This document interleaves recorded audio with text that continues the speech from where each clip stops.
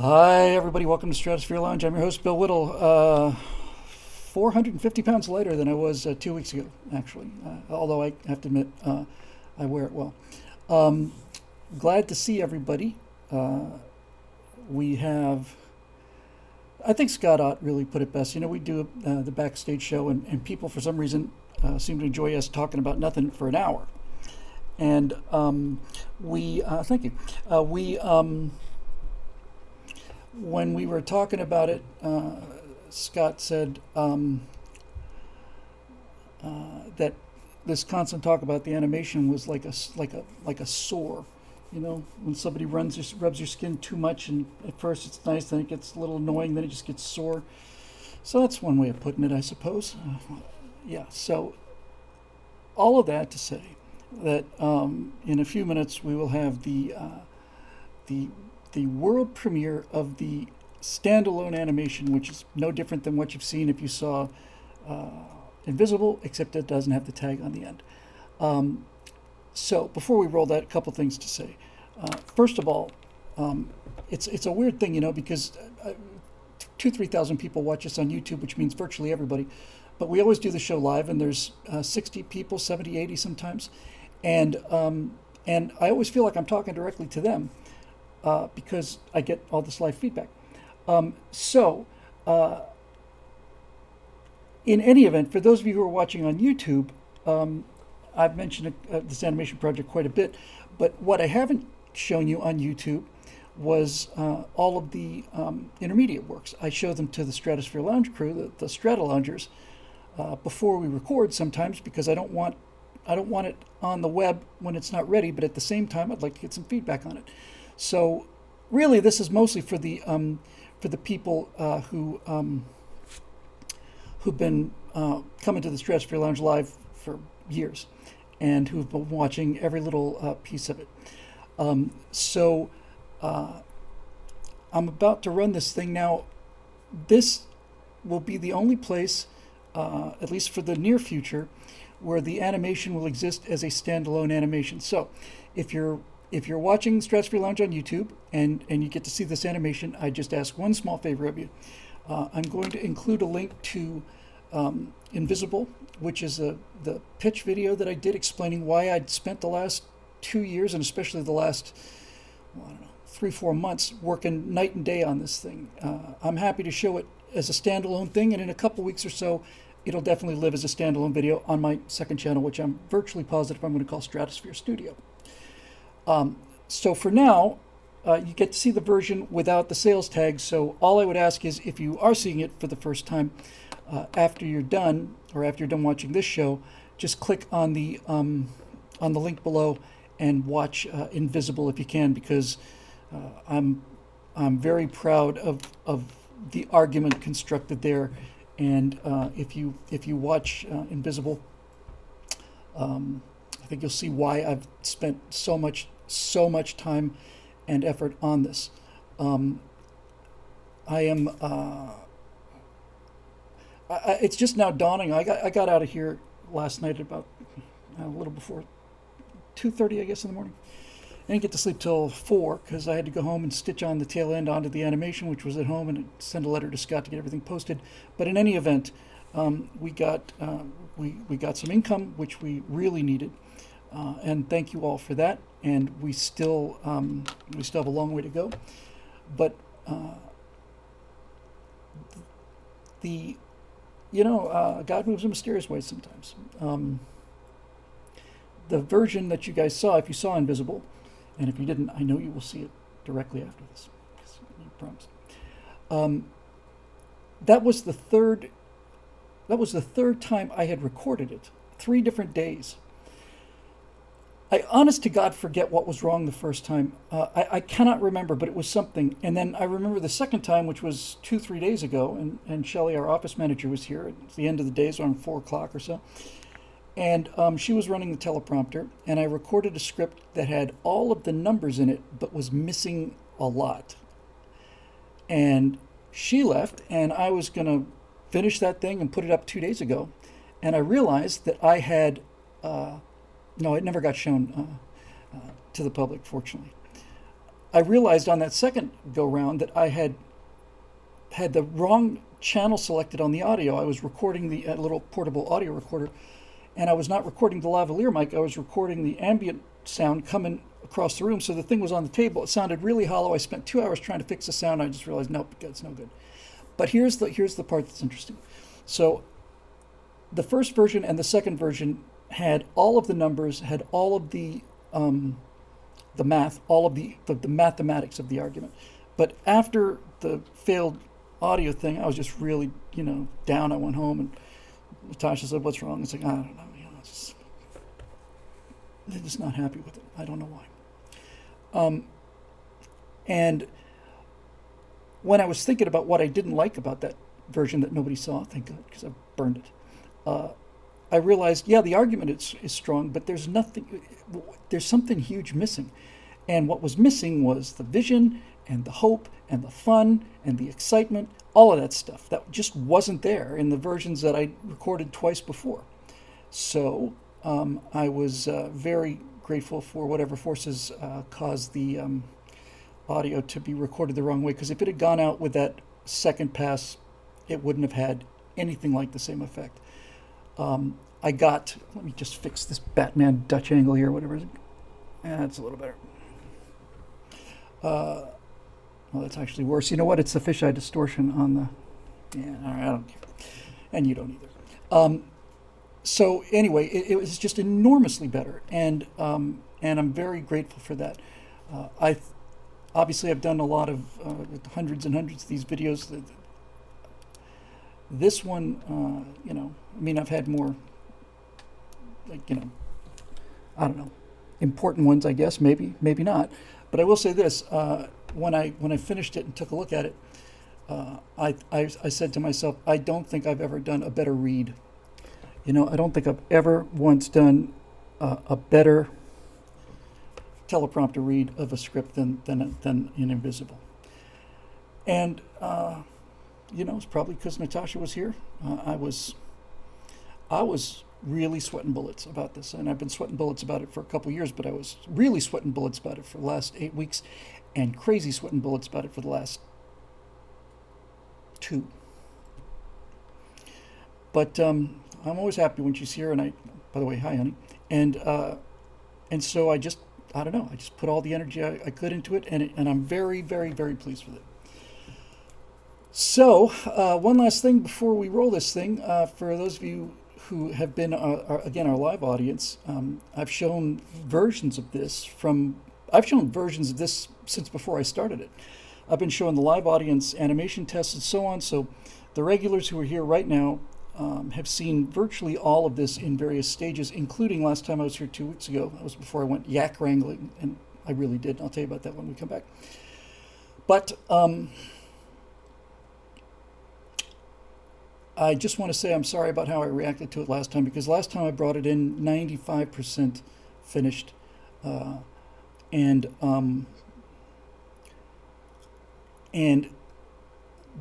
a bunch of people made constructive criticisms, which I was so exhausted at the time. I'd just been like fresh out of the oven, uploaded it from home, shot over here, played it. And one of the consistent criticisms of it was, and still is, that when we see the sign at the end, I'll try and save the spoiler for you.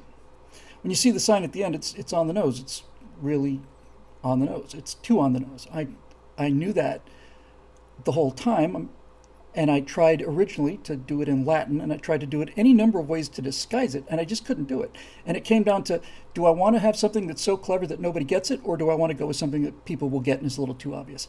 And then I realized, okay, if I'm going to have something on there that's that on the nose and obvious, instead of pretending like it's not, why don't we just run with it? So I wrote a couple extra lines of dialogue, and I have to tell you, I think some of that dialogue is funny. We'll talk about it when we come back, but it was very, very, very illuminating, and made me smile from sheer luck when I found out that, I knew what demos were the root of, when I found out that party's root is partiri, meaning to divide. I said, oh, this is writing itself. All right, without any further ado, I'm gonna run this thing. It starts the second I drag it in there, which is also a shame. It'd be nice if I could hit a play button. So it's going to take a minute for me, just a moment for me to mute the sound, get this thing going. It may have to resize the frame, but in any event, after genuinely years of talking about this and months and months of teasing it, this is it. It's finished. One shot I will replace if I can, but it's where the armor distorts. But other than that, this is it. And I like the opening too. All right, everybody, here we go. So just stand by 1 second while I get everything ready for a launch here. And if you have headphones, I highly recommend it because I did an awful lot of work on the sound design, and there's a lot of little subtle things in there that you might not get. Okay, Stratosphere Lounge watchers, this is for you, and Strata Loungers Live, this is for you. Thank you for all the support and the comments and the criticisms, many of which are in the thing. And let's roll some film.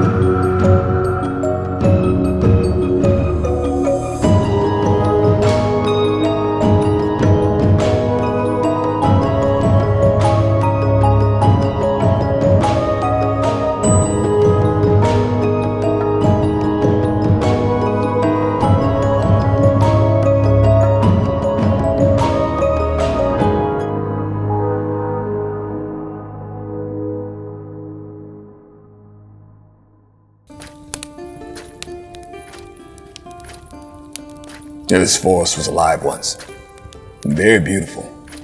The air was sweet. The leaves on these trees made an emerald canopy over the entire glen. Songbirds flitted about everywhere. Game was plentiful in all directions.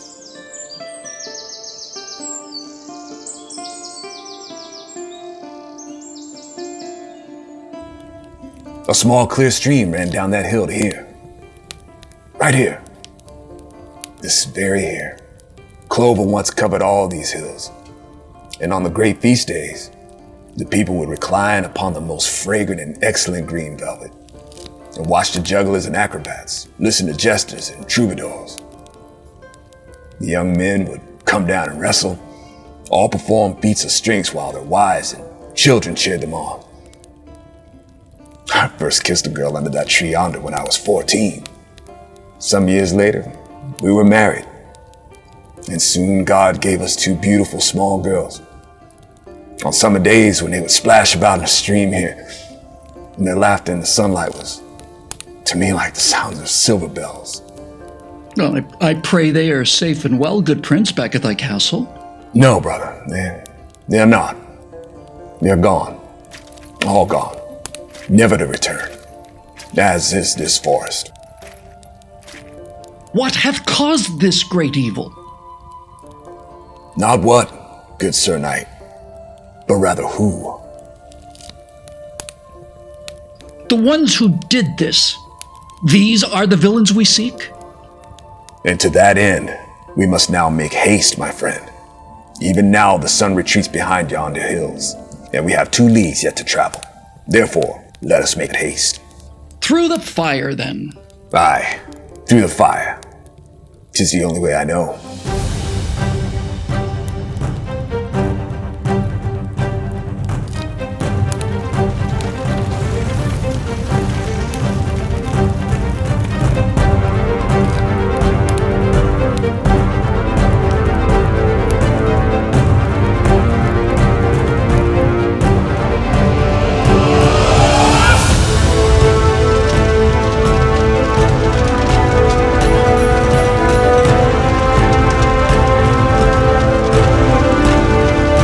Brother, thou hast brought me through unpathed waters to these undreamed shores, and yet still thou wilt not tell me of our destination.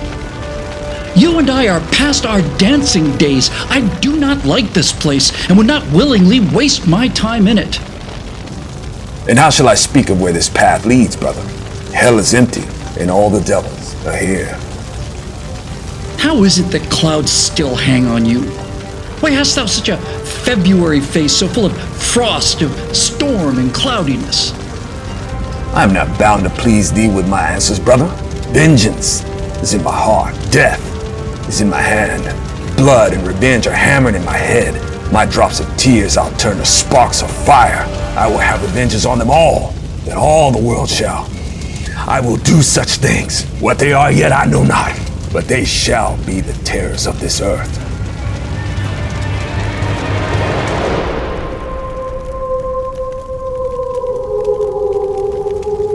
Here once flowed the river Lethia, which had long protected our lands. For these thrice damned murderers doth hate and fear water and will not cross over it. And so they had their slaves heave great rocks into the river. 3 leagues upstream, and then stones, and then mud, until the beautiful clear Lethia they did snuff out with as little regret as thou would feel when you pinch out a candle at the end of a long evening, deep in prayer. Who, brother, who? Those who may not be named. Patience. You shall see them soon enough. You vex me greatly, good prince. Well, be vexed then, and damn for it in the bargain. Turn thyself around if thou lack the courage or the will to finish what we have yet to begin. Mend your speech a little, lest thou may mar thy fortunes. Pray forgive me, my friend. Oh, full of scorpions is my mind. To walk across stones where once my beautiful river flowed is more than my humors can bear. These sights are daggers in my eyes.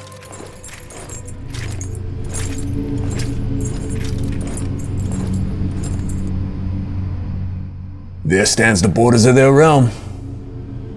Surely this is in jest. A gate with no walls.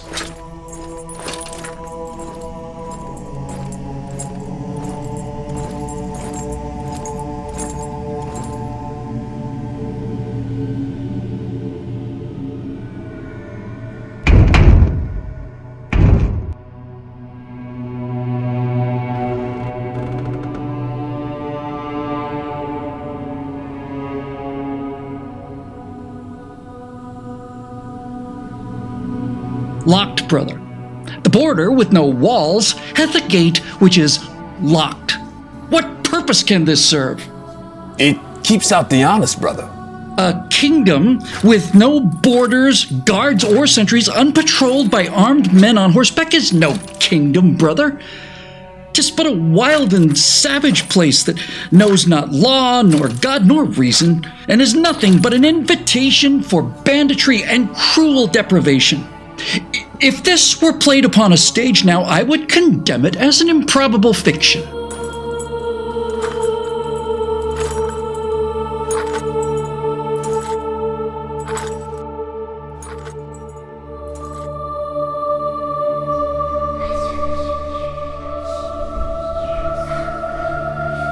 There is movement in the forest ahead. I see them. Pray give them none of your attention, brother. There are darker creatures we must slay this night. What think you is their nature? They are not but woodland snitches, brother. Snitches. A multitude of snitches guards this place which thou namest not. Get thee back to thy impudent whispering, thou bootless, boiled-bottom blackguards.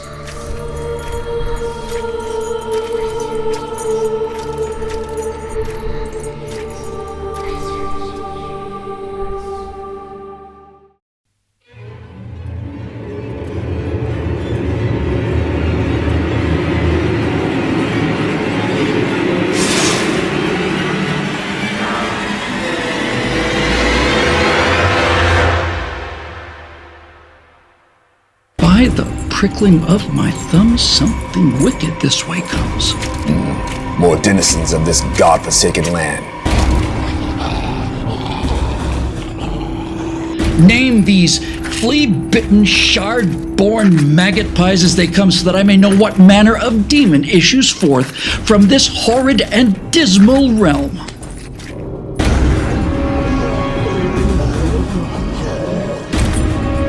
The barking man and the criminally insane, brother. They have no harm anyone but themselves. Let them pass.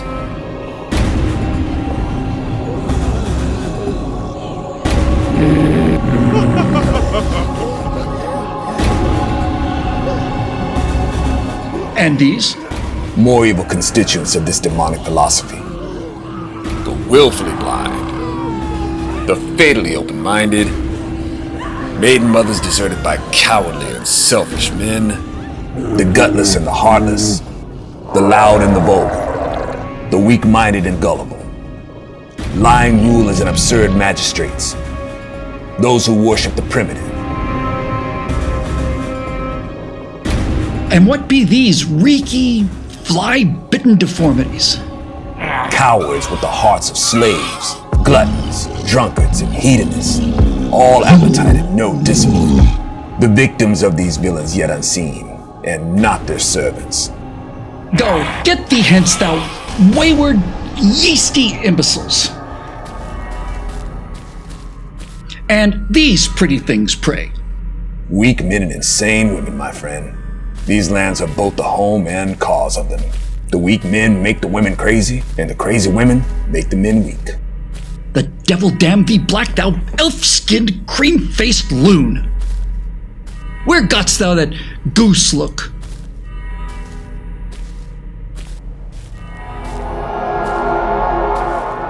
Never mind, thou art forgiven.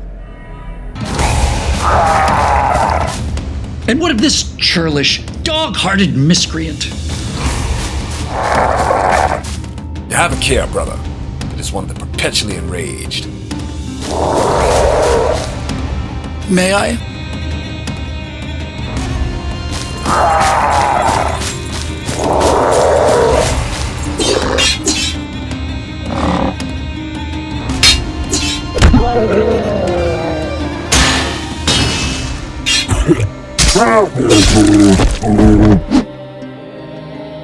We are in great haste now, good Sir Knight.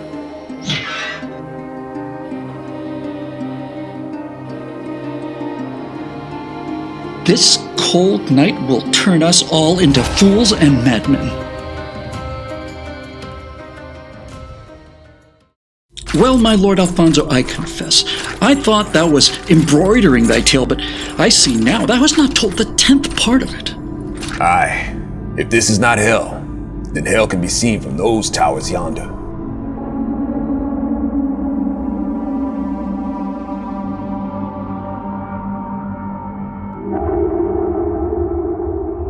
It is a formidable fortress. And one that leeches the courage from thy marrow, brother. We will need the full measure of the valor that dwells in thy strong heart ere the sun rises. Then let us to this task that thou hast set for us, good prince. 'Tis only one stone stacked upon another where the truth of it be known.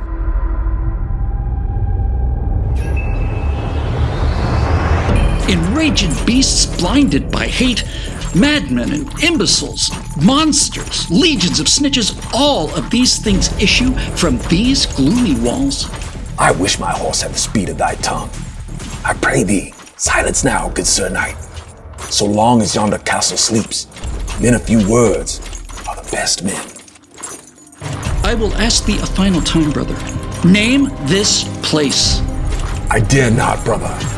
I cannot. I will not.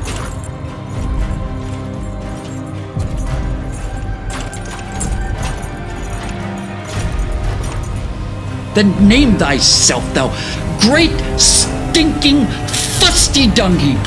Brother!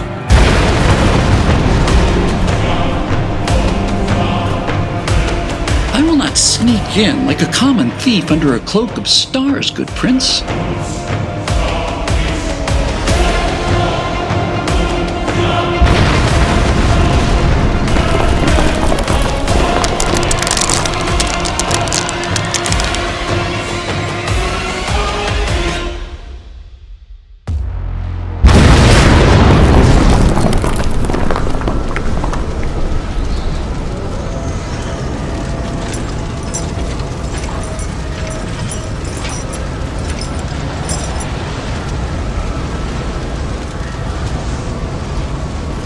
Well, that's complete gibberish.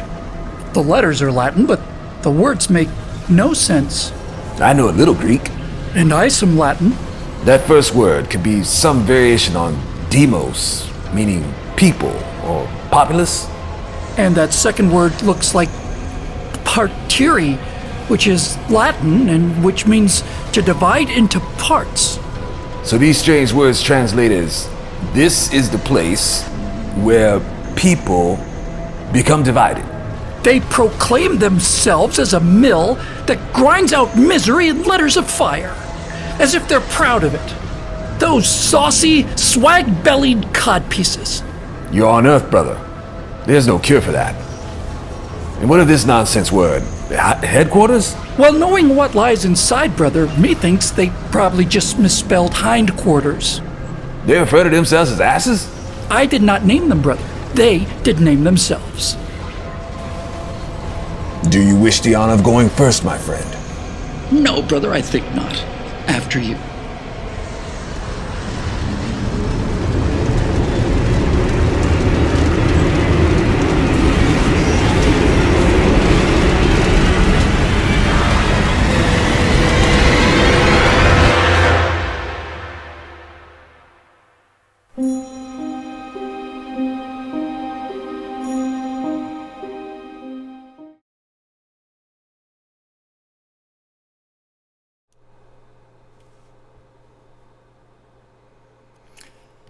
I'm very, very, very proud of that.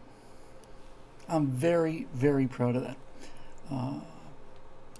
I cannot tell you how much work is in that. I know, I hope a lot of it shows, but I mean, there were probably 25 different music cues.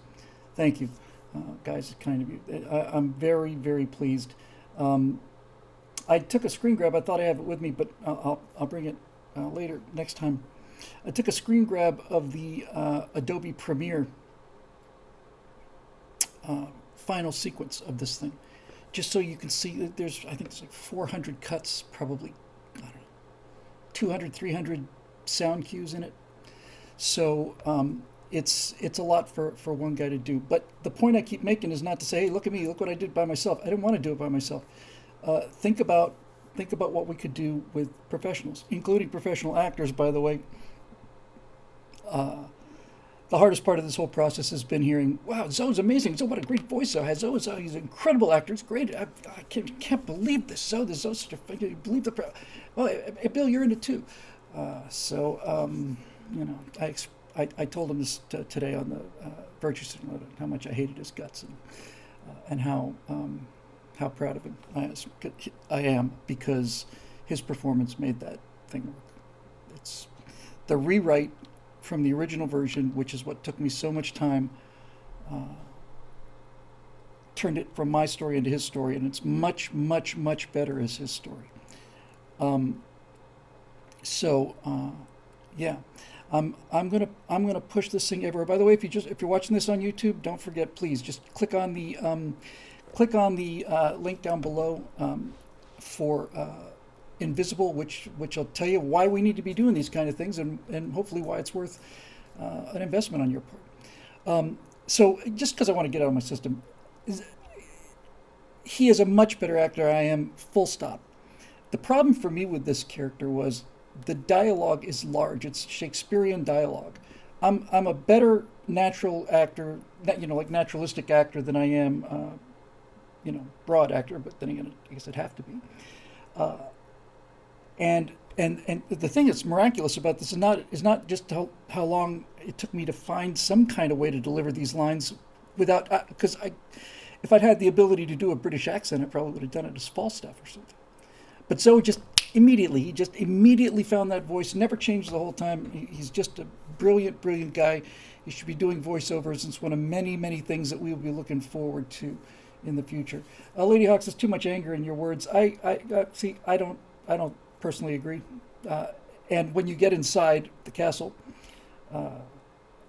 the only way I could make sense out of I wanted to use the dialogue. I wanted to use the insults. I wanted to use the language. And so when you've got, I think it must have been nearly 1,000 Shakespeare quotes. There's hundreds of them, certainly. You're trying to pick these things apart and find where you can use them. You're automatically selecting kind of the highlights. And so and so the guy, so my character is bombastic.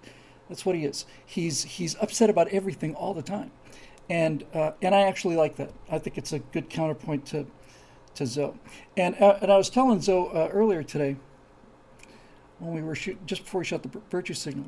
I said, strangely enough, I think my favorite part of that whole thing is that little 10-second deal where where I say, "You vex me greatly, good prince," and he says, "Well, be vexed then, and damn for it in the bargain. Turn thyself around if thou lack the will or the courage to finish what we have yet to begin. Uh, Mend your speech, or thou may mar thy fortune." That just felt that felt like a movie. Probably because it's the only thing in the animation that actually is timed in terms of like modern dialogue, right? It's the only thing in the movie that feels like a movie rather than movie dialogue rather than stage dialogue, and timing. It's snap. He just got it. I'll tell you what really sells this thing, for me anyway, and that is the eyes. It would have taken me months and months, maybe another year, to do this with the lip sync, at least to get it looking good. Now, I've done animations straight out of the iPhone directly into Unreal, been very happy with them. But having the helmets on there helped me an awful lot, primarily because while Zoe did all of his voiceovers, I acted both parts. I did the acting for Zoe's character, all of his head movements, all of his expressions, all that stuff is that's me in both of those characters. But on those few moments when you get close enough and you can see the eyes behind the helmet, those eyes just look so realistic to me, and I just think it just really sells it. There's a moment at the end of when they're at the gate where there's no wall, and Zoe walks off, and I'm looking down, and I just turn and I look at him, and the eye track is just perfect. Yeah, I just love it. Yeah, and by the way, as somebody pointed, I'm sorry, Lord Sank, sorry, Lord Sank. It's my best guess anyway. He said, comes across as being a guy being drug along on a mission but not giving any details, is getting more and more irritated that he can't find out where the heck he's going and why. That's exactly it. He's irritated to begin with, and Zoe's not helping matters any. But anyway, all of that stuff. Very, very, very happy with it. So, we will get to questions at billwhittle.com today in a minute or two, but just a bunch of thoughts, not about what you just saw, about stuff in the future. So the pitch, the invisible pitch, is basically making the case that we need to get the funding to put together a small studio. I don't know. I'll tell you one thing: the first person that this studio will hire, if we can keep the fundraising going, is somebody part-time to handle the money and the business aspects of it, because that is not my forte. It's pointless to make money and have people give you money in order to accomplish something and then lack the skills to manage it effectively. Just nobody can have everything. I've been very, very lucky. So first thing would be a financial business manager. It can be part-time. We don't need it full-time in the beginning. And secondly, somebody with experience running a studio, because of the pipeline, right? Because somebody has to have a much better idea of how long things will take than I do. It's mental illness. I mean, I've been doing it for 50 years more, and I still can't cure myself of it. I, honest to God, thought that this thing would take me 4 weeks. It took me 4 months. And I, honest to God, thought I'd have it next week, every week, for the last 8 weeks. I really, genuinely believed it. I had no idea how much the work is. There's an expression in home building, in experimental aircraft. It's perfect for this. When you're building an experimental plane, the first thing you do is build the fuselage, the wings, put the landing gear on, and the tail. So immediately, I mean, like after just a few hours or hundreds of hours or something, you walk out there and it looks kind of like an airplane. It doesn't have an engine on it yet or anything, but it looks like an airplane. And then all the detail comes along, and then the expression in home building is 90% done and 90% to go. And that's exactly what it was for me. I had it looking like an airplane early, and I thought, nothing to it. Just since we showed it last 2 weeks ago, to not recorded but showed it live.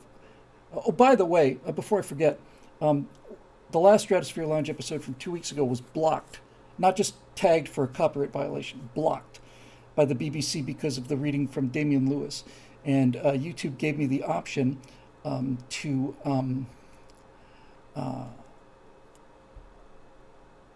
just said, "Do you want to cut it out?" And I said, "Oh yeah, just cut it out." So anyway,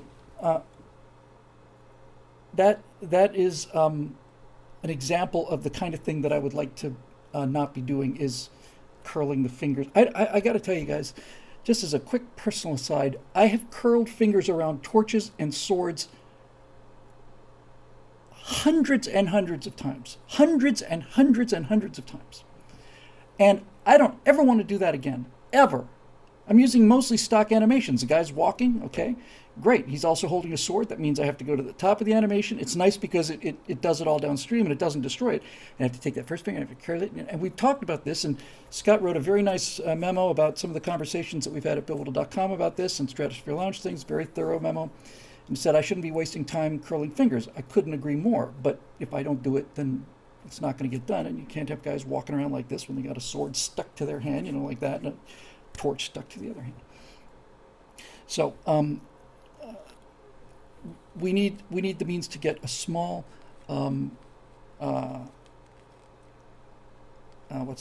we need a small studio. Because, and this is the like the big news since I spoke to you last 2 weeks ago.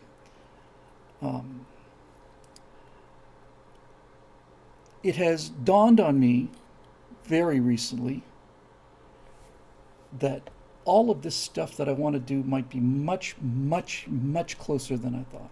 I still thought it was 2-3 years out. I've had talks with Jeremy about it. We're doing it with Daily Wire, all of this stuff. I just thought that it was still quite a distance away. I think it's much closer now. And I wasn't kidding when I said by the end of this year we could be ready for the big stuff if we can get the support to keep things going. I can't do this by myself. I just can't. I nearly killed myself, and Natasha didn't see me. I was at the house. I was just at the computer for 14 hours a day. In addition to the rest of the stuff I have to come in here and do. So that's not feasible, but we can get an awful lot done if we had some resources. And what I was getting at in the long-term thing is the colonies, Big Bat Problems, which I would shoot as a live-action movie because I wrote that to be cheap, the Taffy 3 story, all of these things are much closer than I thought they might be. And here's the part that I want to talk to you about, or just talk at you about. It's funny how things that Aurora to, yeah, sure. I can work Aurora into the colonies. It's the same universe, so that'll work. It's funny how things that interest me or interested me, and I spent a lot of time with, all kind of came together. Common Sense Resistance too, man. We're good to go. We just anything that we can get sold, funded, we can do, and I'll get to that in a second. So, 2017, I started playing Star Citizen. I spent a year and a half, I think, probably playing that, and I neglected my video stuff because Star Citizen owned my brain cycles. That was the first time I began to realize that animation and nearly realistic real-time stuff was available. Plus, it gave me a chance to fly spaceships. I'd been working nonstop for a long time, and so I spent a year and a half deep into Star Citizen. And then I got out in 2018. I'm not going to get into Star Citizen other than to say this. When, in reflection, and I just put these pieces together just a week ago, a little over a week ago, Star Citizen has raised over $400 million. And the reason they've raised $400 million is because Chris Roberts and his art team managed to touch the essence of the dream, the essence of it. The essence of the science fiction dream is to fly around and be a spaceship captain. It's that simple. That's it. People want to be spaceship captains. And and even though Star Citizen is not really a playable game, the economy doesn't really work, and it's been 10 years. Again, I'm gonna stay out of criticizing it, but I put a significant amount of money into that game, and I got my money's worth because I got a chance to drive around on other planets with the got you there, Eric.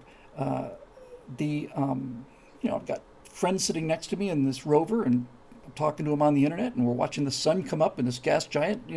This is the dream.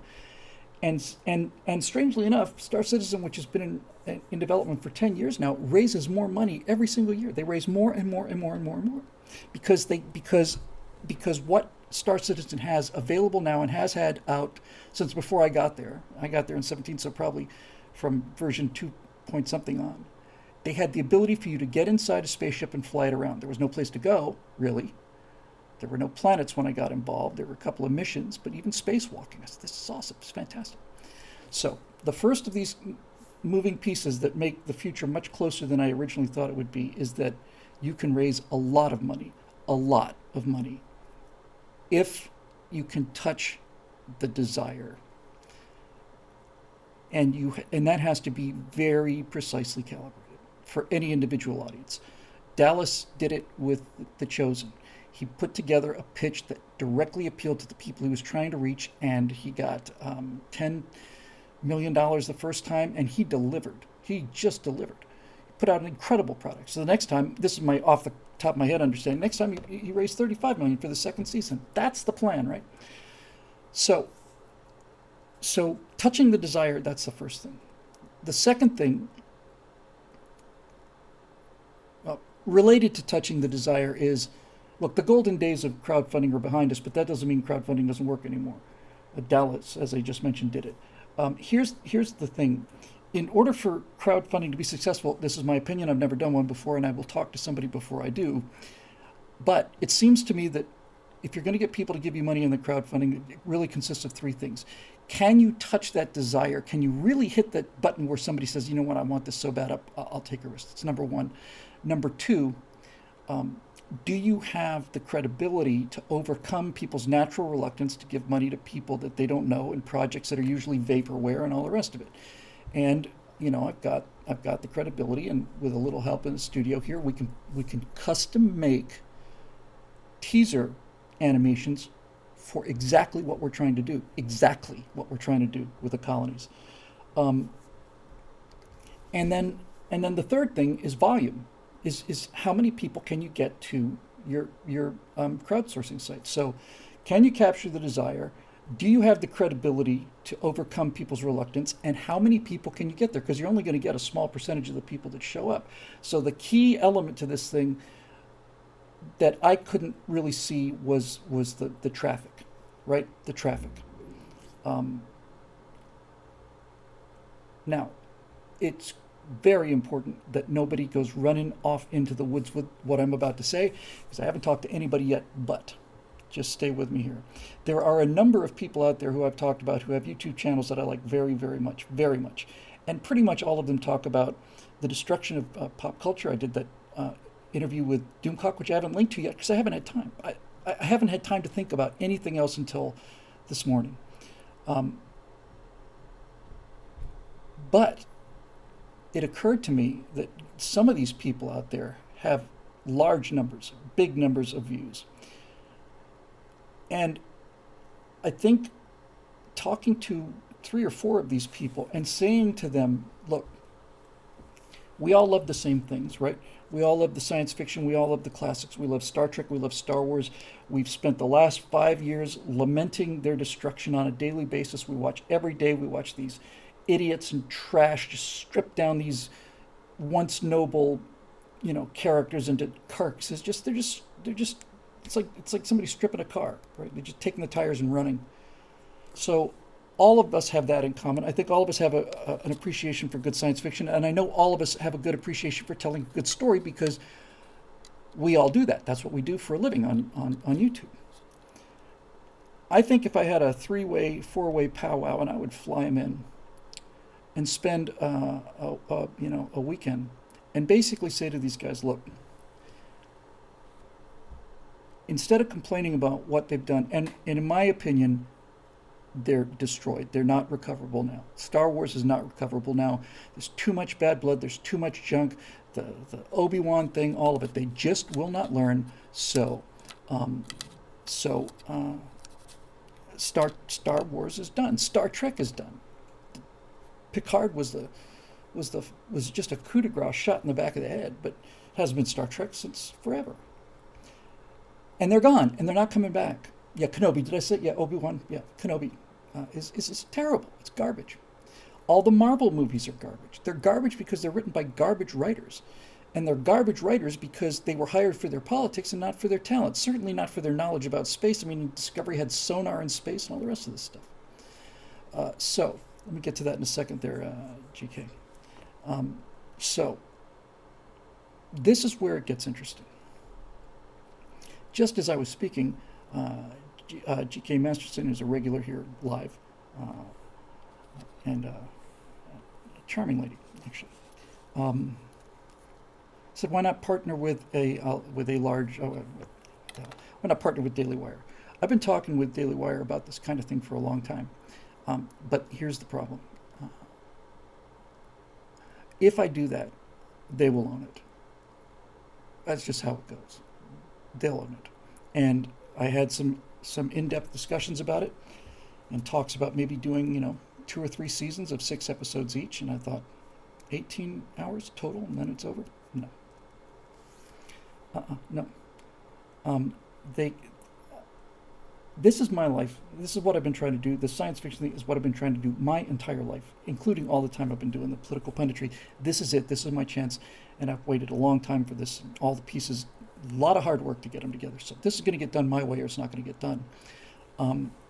Doesn't mean there's not a future cooperating. On the contrary, I'm looking forward to working with them. But here's the kind of the breakthrough, right?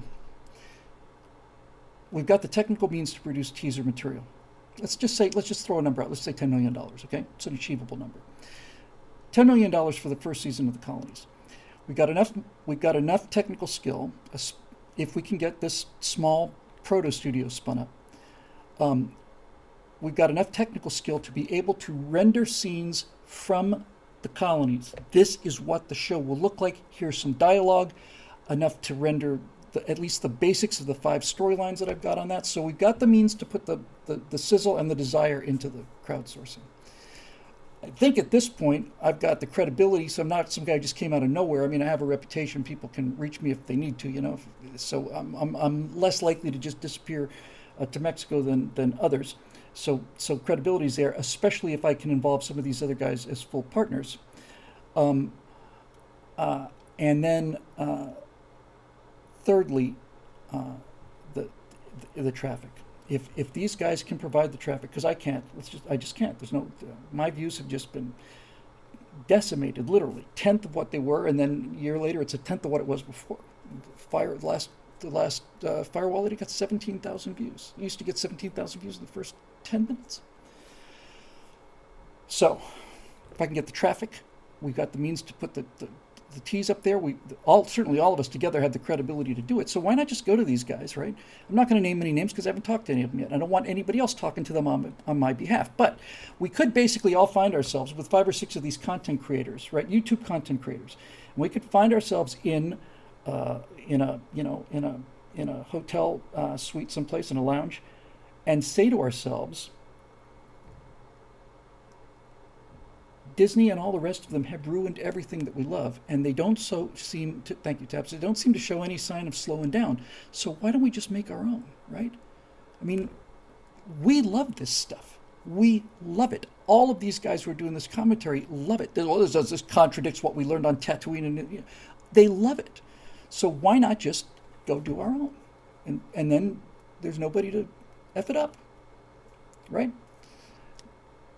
Now, that means that we could do the crowdsourcing January of 2023. Right? If we can get enough people to believe in this project now and make a donation or become a member or whatever the case may be, right? If we can do that, so that we can get the materials that we need to sell this thing. We can sell this thing in January, and we can start on it in February. Honestly, we really can. And if we can make that happen, now we get to the part that I think is actually kind of sublime.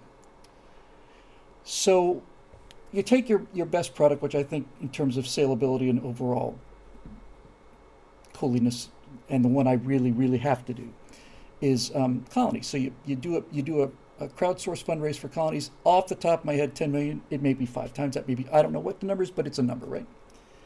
So you get that thing going, scripts are going, everything's great. You got animators, everything's looking under control. I'm not curving fingers anymore. Now I'm writing scripts. I'm supervising other people's scripts. I'm directing these things. I'm making sure that everything looks like it belongs in this universe, but I'm not directing every episode, and I'm not writing every episode. And then we're crowdsourcing the whole lore and the backstory, and all of that stuff is happening, and it's actually starting to go. Great. Once that thing is humming and it looks like it's not taking all of my time, then we immediately, while this is still in production, we do a second raise to tell the story of Taffy 3. And then we do a third raise to do Big Bat Problems. We tell the fourth raise to do, whatever, right? And then I get to do the one thing that I'm built to do really, and that is to get the vision consistent. There are people who do everything, every part of this process better than I do in terms of execution, but I'm the only one I think that really has the picture, just really, really has it clear. So, so that could happen. Now, again, I said there's something sublime about this. Here's what's sublime about this. If you do this, and we're gonna think about this, it turns the traditional entertainment business model upside down. Nobody realizes how revolutionary this could be. Let me tell you what I mean by this. Obviously, when you make a movie, Lightyear, let's say, $200 million budget, right? It needs to make 3 times what it costs. Why? Well, it costs $200 million to make the movie. And then it costs another $200 to market the movie and advertise the money, and another $200 for, jets and all the rest of the stuff. You have to make 3 times what it costs in order to make a profit, just to break even on. So here's how something like Lightyear is funded. A bunch of people put a bunch of money into the IP, the intellectual product. They put a bunch of money into making this thing happen, and then they make the thing happen, and then after it's made, they find themselves in an enormous hole that they have to dig themselves out of. If it was a $10 million movie by the traditional method, I'd have to be looking at $30 million just to break even, right? And the reason I have to do that is because the people who put the money into this thing made an investment and they want their money back. So if I'm going to go the traditional route, I've got to find people who are ready to take that risk, and I have to make the product, and then I have to really start sweating when it's done is, okay, we've done everything and we're happy with it. Now we roll the dice and see if we can get our money back, if we can market it. And can we get distribution? Everybody who ever has been in independent filmmaking knows that it's all about distribution. If you have a distribution deal, you're in. And if you don't, you're not. It's that simple. Distribution. All of this stuff, right? All of it. It's all obsolete. It's obsolete. This really hit me like a thunderbolt. If you can tap into that desire, show enough of it to convince people you can pull it off, have the credibility to overcome people's doubts, and have the traffic to make sure that you get enough views so that you catch enough fish to make this happen, you've got the money and you don't have to pay it back. It's kind of amazing. Most people honestly can't conceive of just how radical this is. We don't have to pay the money back. We have a moral obligation, and that moral obligation is to deliver what the people put their $100 or whatever into, and that's why we're doing it in the first place. But we don't have to make the money back. In fact, we really almost can't. And so all of the distribution problems are gone. We don't have a distribution problem. It goes on YouTube. What does it cost to see? It doesn't cost anything. It's free. You're not going to put it up behind the paywall? No. This is top quality product, Bill. This is absolutely the best science fiction in the world. You're not going to charge people for it? No, I'm not. I charged them for it before we made it. And unlike certain games I mentioned, we're going to find out how much it costs to do it right, and that's going to be the raise, and when we get to that point, we're going to stop. Because if we don't stop, if we keep taking people's money, then the same thing's going to happen to us that happened to Star Citizen. We become a money quagmire. We just become a pit. We have very high incentive to never deliver. As long as the money keeps coming in, great. We'll develop it forever. No. Whatever we need, we raise that, and then we stop. And if you want to contribute money, then we say, hey, thank you. We got all we need for this first season. We hope you like it. If you really do like it, then by all means, you are first of the line when we come back to you for season 2 or for the Taffy 3 project or whatever, right? So you don't have to monetize it. In fact, you don't want to, really. What you're doing is you're doing the basic model that we have here, right? And you're doing a version of it at BillWhittle.com where a small number of people pay for the content and then not only allow everybody to see it, they insist that everybody sees it for free. That's why they're members here, is because they want to get this message out. And we would do members-only content, and the members would say, don't make this members-only content. We're not doing it so we have perks. We're doing it because we want to support this philosophy. So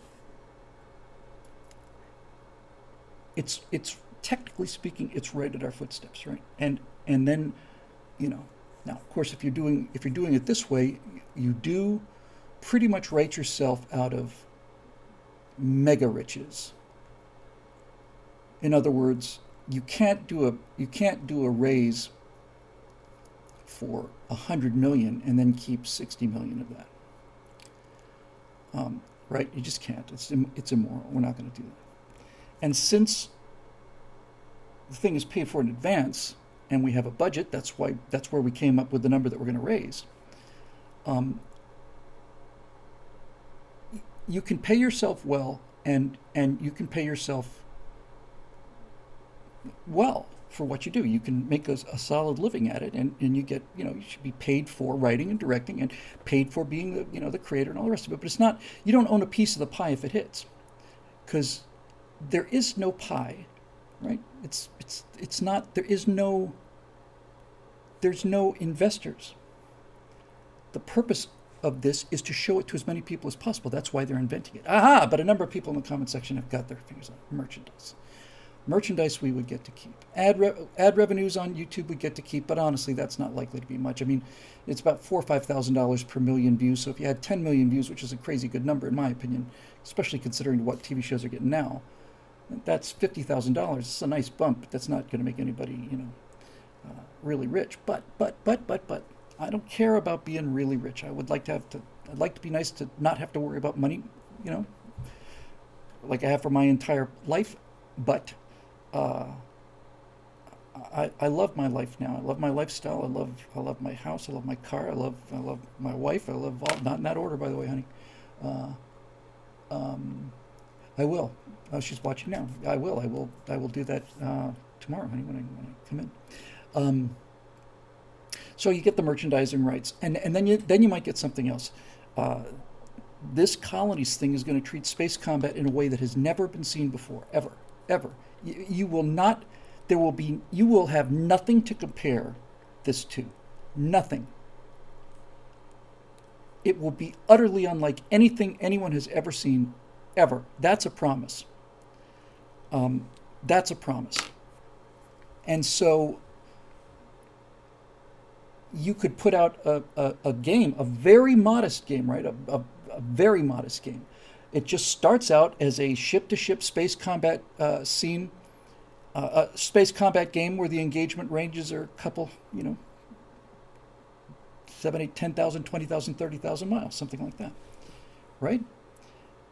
So far away that if you can actually make out the outline of the enemy ship with the naked eye, that's a knife fight at point blank range, instead of these starships that are trading each other. Now Enterprise is engaging these Klingon ships or whatever. How far is it away? 600 yards maybe? Come on. No, it's all about position. It's all about vectors. It's all about who's got the most delta V. It's all kinds of cool things. About stealth is a tricky problem, but you can't get to zero. But you don't have to get to zero because there's so much garbage out there in terms of the asteroids that are at a temperature you can get to. So all of this stuff, right? And who knows? I don't think it's going to generate action figures, but who knows? So all of that stuff is on the table, and that'd be nice gravy. But if you're watching this now, let me just say this. These things are possible, and if you're watching this and you haven't helped us and you can, then now is the time, right? Now is the time. If you haven't seen Invisible, go look at it. The numbers are, I think they're irrefutable. I think that pitch is a little longer than I would have liked, but it is an irrefutable pitch that this is what you get. This, if you can help us with this, you're buying a free country in the future. Just watch Invisible. I think the case is airtight. So that's it. That's about it. But just to wrap this up, there's a models and stuff like that would be great. There is an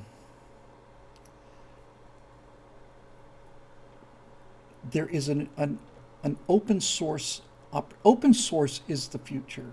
Open source is the present. Open source is God's way of doing business, right? Open source is everything. If you can open source not just the funding of this, but open source the entire lore, the entire universe, if you can open source it, meaning that everybody gets to contribute to it, with the understanding that at some point somebody has to be the filter that says this belongs here and this doesn't. But if you could do that, just think about the ownership, right? I mean, the genuine ownership, not just the emotional ownership. We're not talking about physical ownership because nobody gets paid a dime for this stuff. Otherwise, it all falls apart, right? Because then we have revenue trails and residual. No. But if you really love science fiction, and you've got something to contribute, then let's sketch it in. Happy to give you credit for it. I don't know if any of you out there have heard of, I mentioned this once, I think quite a while ago, but here's the part that makes me happy. There's an excellent piece of software out there called Space Engine, and you can find it on Steam, and it's not very expensive. It's a universe simulator, right? It actually, especially if you download the free, detailed model, it accurately represents all of the orbits. All of the planets in our solar system are beautifully detailed. All of the stars are in the right place. Our universe is going to be based in the real universe. We're going to be going to Epsilon Indi, and then we're going to go to Tau Ceti. We're going to go to real stars. But here's the part that's great. Whenever they discover new exoplanets, they put them into the game as an update. So now, if we know there's an exoplanet around Proxima Centauri, let's say, fly to Proxima in Space Engine, and there's the planet. The planets, the stars are fixed, right? The stars aren't going anywhere. But the number of planets and the composition of the solar system is determined by a script. The game generates it and then saves it as a script, but you can modify the script, and I've done it. I've spent a lot of time with it. So what I'm saying is this. We get this thing out there, right? You can go to Steam, get Space Engine for whatever it costs. It's nothing, and it's so worth it. It's excellent. It's just really, really good. Now listen to this. This is really cool.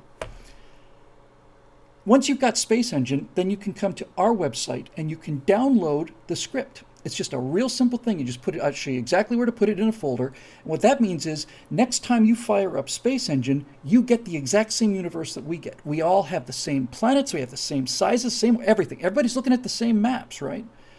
So I've done this for 3 or 4 solar systems. I've just to do it. I've got the scripts for them. So you just get this one library file. It's updated as we need to. You download it, and now Space Engine shows you exactly the universe as it exists in our fictional world, right? Including the names of the planets. We put all that in there. You download this file. You fly out to, Epsilon Indi or whatever, and planet number 3 is named Dawn Shadow. What do you know? Just like in the TV show, just like in the science fiction thing we saw. So now, if everybody has access to the same star map, and they do, and it's just a one-time cost, we're not going to charge for this, that means that every single one of the procedurally generated moons around every single one of these procedurally generated planets is there for everybody, and there are thousands and thousands and thousands of them. Thousands of them. That means that we could basically set up, it's not a bidding thing, it's just a clearinghouse, really. somebody can come to us and say, "Hey, I was poking around in Space Engine, and I noticed that you got this system here, and I thought maybe me and a couple friends of ours could develop one of these asteroids." Go for it, man. Here's the contract. Here's what the contract says. The contract says that you're doing this for free, that you're not entitled to any revenues, and the contract also says, before you get started, the contract also says your work is subject to final approval, and be prepared for the fact that I just don't think it belongs in this universe. Can't imagine much that wouldn't, mind you, and I can't imagine the people liking the show developing things like, half-cracked planets like they have in Star Citizen, two halves of a planet, they're like this, and there's a crack that goes right between them, you fly between them, right? Gravity doesn't work that way, Chris, not even close. But now every single one of the fans who's obsessive about this, like I am, gets to contribute. And just think about this: if you have a solar system that's 24 light years away, and it's got 4 planets, and the second moon of the third planet is a desert planet, and here's a picture of it because Space Engine draws it. Our art department creates planets in Space Engine, goes into that little file you download. You download that file, and we're all looking at the same surface features on the same planet, right? Now, I can say, all yours. And then you can look at this one planet in this gigantic universe with thousands of other planets, real universe. You can look at this one planet, and you can write the story of that planet. You can say, all of these features, here are their names. This is the bay of this. This is the something peninsula. Here's the something river. It's all yours. Right? You can tell me about the colonization history. I can tell you when it got colonized. I can tell you by whom. I have to do that because it has to coordinate. But if I say, hey, yeah, this thing was first contacted by a French expedition 150 years ago, and that's really all that we need in terms of how it fits into the universe. Knock yourself out. Everybody gets a credit, and then you get to develop all of it. This place is called, Susan's Scream. What's the name of this canyon? It's called Susan's Scream. I'm going to guess that somebody named Susan fell into it. Yeah. Susan Baker, back in 2225. She was just out on a simple mission, just had a rover looking for water. Edge of the cliff crumbled right over there. You can see that little dark spot. And in she went. And now, virtually instantly, you have the depth, the granularity that 40K has, or Star Trek or Star Wars has, you see. Because Star Trek, for example, had to build that up over 30, 40 years of professional writers. Could I see myself liking a fanfic so much that I'd like to canonize it? Eric, I would canonize everything. That's the entire point. The entire point of it passing the filter is that it becomes canon. And I'm not going to run a tight filter on this. I don't want to run a tight filter on this. I want them to be different. I want them to sound different. I want them to have names that I could never think of or would never appeal to me. But it has to make sense, right? I can't have a circus planet, and I can't have, it has to fit, right? But if it fits, the fact that it's different than what I would do it's a feature. It's not a bug. I mean, really, I was driving over here, and I thought, it'd be interesting to look at a planet that was settled by Mormons. I know they did that in the Expanse, but they made fun of them in the Expanse. I don't make fun of Mormons; they're the most together people I ever met. So, Rusha Dark says, if it fits, it sits. Exactly. And then the canon just continues to grow, and best of all, it stays here and runs essentially forever. Yeah, sorry about the circus planet thing. I know a lot of people are checking out of it.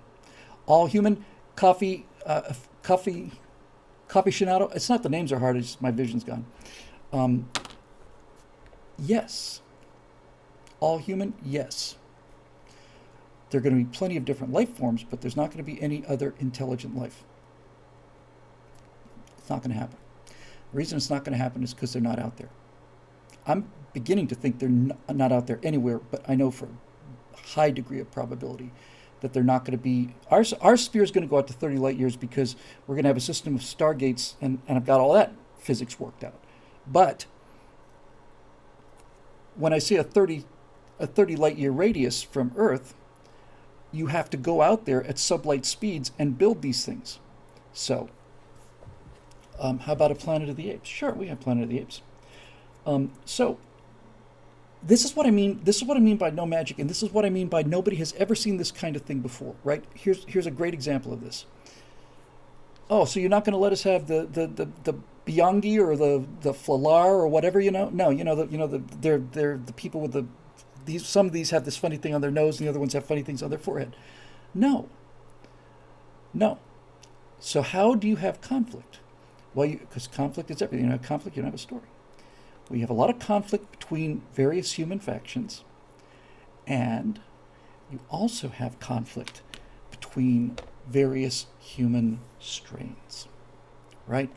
You're out there in the universe, there's no police, there's no common culture. No, we're not all watching the same TV shows. We get message packages coming through down the Stargate line, but we are not sharing cultures. It is an isolated culture. So, if you want to say to me, I've got this bipedal, human form alien, like, that guy, not a chance. If you tell me you've got an intelligent life form, a non-technological intelligent life form, I'm very interested in that, so long as it's not a bipedal humanoid. And then finally, if you tell me I've got a faction or a planet or a solar system where all they do is nothing but cybernetic implants. They're totally transhuman. They think that human body is essentially just garbage, and they're trying to replace every single part of it. Now I'm 100% on board. And if you tell me that there's another group that lives only in space and they've genetically modified themselves to like living in tin cans so that they're not yearning for blue skies, those things terrify them. They like being in a 737 fuselage for the rest of their lives. They've genetically modified themselves. They don't have legs. They don't need them. They've just got an extra set of arms down there. Now I'm all the way. I'm all the way there. Right? Because that's horrible. That's body horror. That's just really cool. That is really cool to have these weird human strains and have them look different. But the aliens I'm talking about, I've got 5 storylines. I've got a political storyline, the Founding Fathers storyline. I've got a naval officer and a warship storyline. I've got a trader storyline, free trader, merchant storyline, delivering stuff.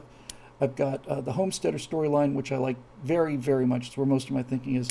And I've got an exploration storyline. So when we put together the teaser content for this thing, alien content thing is going to look like this. This is how the scene's going to go. You're going to see this very realistic rover, and you're going to see these guys, and they're going to get this echo. It's going to be like their screen is just blanking out, like there's something wrong, something really wrong. And it's very, very murky on this planet, and the atmosphere is probably 4 or 5 atmospheres out there. It's very dense, 5, 6 atmospheres, who knows. It's almost like moving a little bit through water. And it's so misty they can't see anything. And the conditions are getting worse. And then they have this kind of like a whale sound. And so these guys are exploration team, that's what they're there for. And they're not armed. Well, one security guy is. And they step out of the rover, and they're in this absolute mist, right? It's just nothing but mist. It's just, you're in soup. But you can hear the sound. It's hitting you so hard that these guys are saying, I can feel it's vibrating my organs. This thing is just so deep. It's so subsonic. And some scientist woman says most of the stuff that we're hearing, most of the sound it's making is subsonic. We're just hearing spikes of it. Here's what we're actually recording. Can you bump it up for us? Yeah. Ooh. And then in the middle of this darkness, you got these guys with these suits in this soup, and they know it's big, and they can hear it coming from there. And coming out down from the mist is not a tentacle exactly, but it is kind of a finger. It's like an extension, and this thing just slowly drifts into space, into you. And this first contact is with an alien that's 200 feet high, maybe. Very thin. It's got this particular planet is an unusual combination of dense atmosphere and relatively low gravity. That's a hard thing to justify, but you probably find a way to do it without invoking magic. And these guys are looking up at this thing, and this thing just bends over and it comes out of the mist, and it looks very, very, very delicate, ethereal. And this thing is looking down at these little specks there, and it just extends this finger down. And these guys are looking up at this thing, and this gigantic, 40-foot long finger just comes down, down, down, down, down to here. And then one of our guys just reaches out like this, with his gloves on, he's got his suit on, and he touches it.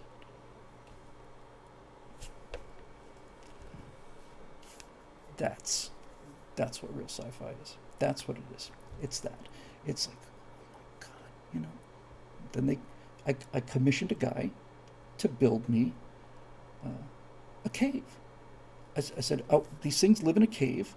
They're 200 feet high. I need an enormous cavern, huge cavern, and I need a tiny little ledge so that the rover and the humans are on this ledge, and it's dark, so all we see is the rover and the humans, and then you see these little humans walk to the edge, and they fire off a flare, and this flare goes up into the thing and lights the top of the thing, and then it just falls and just throws enough of a sphere of light around to show you that this is phenomenally huge space.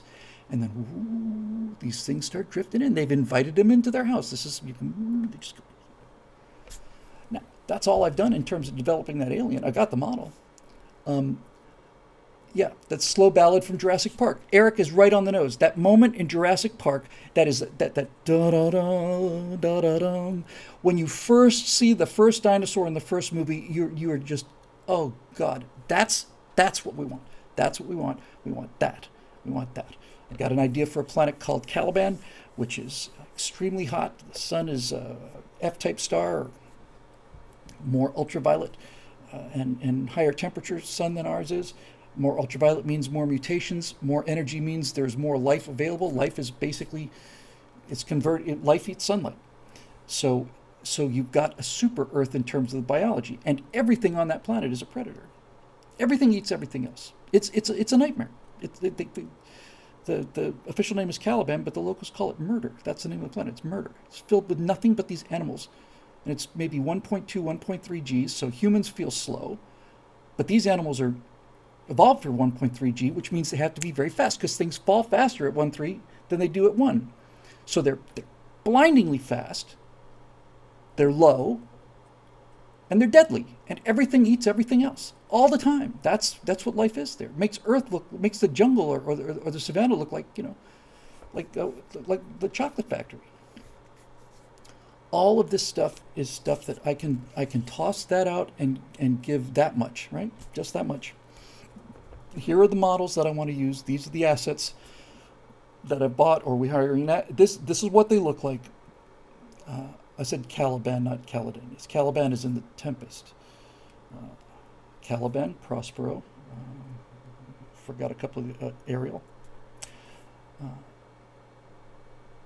And now, off you go. What does the ecosystem look like? Something has to be. If animals only eat every other animal, something somewhere has to eat the sunlight, right? I mean, there has to be some kind of herbivore. I thought, well, if life is so energetic and so deadly, maybe the distinction between carnivore and herbivore kind of goes away. Maybe these plants generate, like, I don't know, bulbs or something, and they're filled with kind of sugar, like honey or nectar or something, and some creatures eat that, and then everything else comes after everything else. I know what the planet looks like from orbit. It looks like a sea of vomit. It's the whole planet is one giant floating mat of vegetation on a shallow sea. And there are no poles, no frost at the poles, because the planet has a 1.2 degree axial. Bart says, even the plants are carnivorous. Bart, you're getting the plan. Scratch out some notes, send it to me. I'll give you credit. It'll go into the universe, and we all do it together. But it's not. It's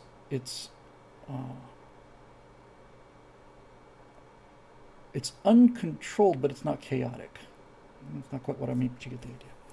All right, enough of this hardy speculation. By the way, I'm not kidding. None of this happens if we can't get enough money to get this animation studio. I can't do what I've been doing before. So if you can hit that button and make the stream happen, this is not a please help me. This is a wouldn't this be cool? Don't you want to be a part of that? I want to be a part of that. Yeah, the locals call it Baltimore. See, that's actually perfect. That's actually perfect. Somebody said, yeah, they call it Planet Baltimore. I'm totally down with that. If it turns out that this place is a murder pit and the original survey ship came through there and this guy has some Shakespearean bent and they should, and I think the guy should react to that. Oh, God, not another one of these things where it's all named for, let me guess. All the names are taken from Midsummer Night's Dream, right? No, it's they took them from The Tempest. Oh, for God's sake. So its official name is Caliban. Great. They called it Caliban because there's all kind of monsters on it. Fantastic. Do they call it Caliban, the people who live there? No, they call it Baltimore. And now you see where the political aspect comes in, right? Why do they call it Baltimore? It's a murder pit. Why is Baltimore a murder pit? I'm not saying nothing. One last thing, because I'm on a roll and I'm in a good mood.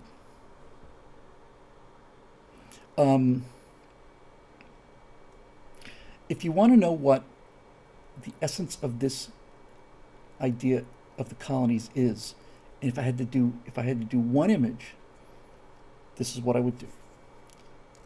I would have a planet that is got an atmosphere, and it's probably very cold and desolate, twilight kind of place. And there are not 15 moons in the sky because gravity doesn't work that way, but it's definitely not Earth. And there's this wind-blown plain, and it's it's cold. It's really, really, really, really cold. It's cold. It's it's it's 30, 40. But nice thing about I think it's negative 30 or negative 40, where the Celsius and the Fahrenheit scales match. They all match. Those two scales have to match at one place, and they do. And I think it's 30 below, 40 below zero. It's freaking cold, right? That's warm. So you're up on this ridge and you're looking down and you've got this photorealistic landscape. It doesn't look anything like Earth, but it is cold. And you see like little specks down there on the plain, negative 40, thanks. You see little like specks down there, little lights. And so you get a little bit closer. You're taking your time with this. And then you see that these specks start to resolve themselves. And most of the specks turn out to be rovers. But there's a cabin in the middle, a couple of cabins. So it's a primitive settlement, right? And as you get closer, and you see people coming out of the rovers in their spacesuits because it's freezing cold outside, walking into the airlock on this big for a small structure kind of thing. And we just keep getting closer and closer and closer. And all of this landscape is blue twilight, like the river in the animation I just showed you. But coming out of the hab is a really warm light. And as you get closer, you start to hear music. And it's not country music, it's folk music. And as you start to get close enough to look in the windows, you realize that it's 25 or 30 people, maybe 6 or 7 families from the area. And they're all in this place, and they're all making their own music and they're singing. Somebody's playing a violin, somebody's playing a guitar, somebody's got a ukulele, somebody's got all of these things, and they are singing folk songs and playing the music together. That's what these people are doing 250 years from now. They're not sitting around watching their devices. They're on the frontier. They have to depend on each other. They have gotten back to humanity by getting away from the city. That's what they do for fun. They have a Wednesday music night, and it rotates, and we all get in our rovers, and it. The idea of a fiddle being played on an alien world and people singing and having dinner. And in the inside, by the way, doesn't look like alien. It's not like the inside of this hab is not like a giant steel wall with a big number 4 and an arrow saying deck 4, No, they got art on the walls. They got paintings on the walls and family pictures on the walls. Look like people actually lived there rather than this dystopian future. It's not dim. It's not dimly lit. It's a real place. It looks like a living room. And it looks like there was some woman lived there and wanted it to look nice. So it's decorated. It's decorated the way that a frontier house would be decorated. And you've got people just in there laughing, singing, drinking a little bit. And then they get in their rovers and they go home. That's Wednesday. And they do this because if one of them gets in trouble, there's no 911 call. There's no emergency police response. Nobody is coming to save you. Nobody. You've got each other, and that's it. You do that and show the humanity of it. You're you're all the way home. Not only do you have an audience, you've got a point, right? You've got a point. This homesteading thing I put a lot of thought into. It's a mom and a dad. It's a Will Robinson kind of boy. That's easy. I just want to do it because that character changed my life. And then there's a daughter who's 15, and when they leave Los Angeles, she's got a lot of friends, and she's getting into a lot of trouble. She's sneaking into nightclubs in bad parts of town. She's nearly attacked, and Dad and Mom decide they're going to get out of there. Dad's a hydraulic specialist. He used to work at a hydraulics factory, but he can basically make a living out there. He's got decent credit thanks to his wife. He goes out there and gets a rover, and he's going to go around and drill wells, find water. He's going to find water. That's what he does. That's in demand. And I thought, what can I do with his wife? And I realized, is she a scientist? Is she? No, she's a music teacher. That's what she teaches music. She teaches people how to play piano, guitar, all that stuff. And so you got this daughter who's at that age now where she's really beginning to socialize, all these guys that she's interested in, hanging out with the girls, going dangerous places at night with fake IDs.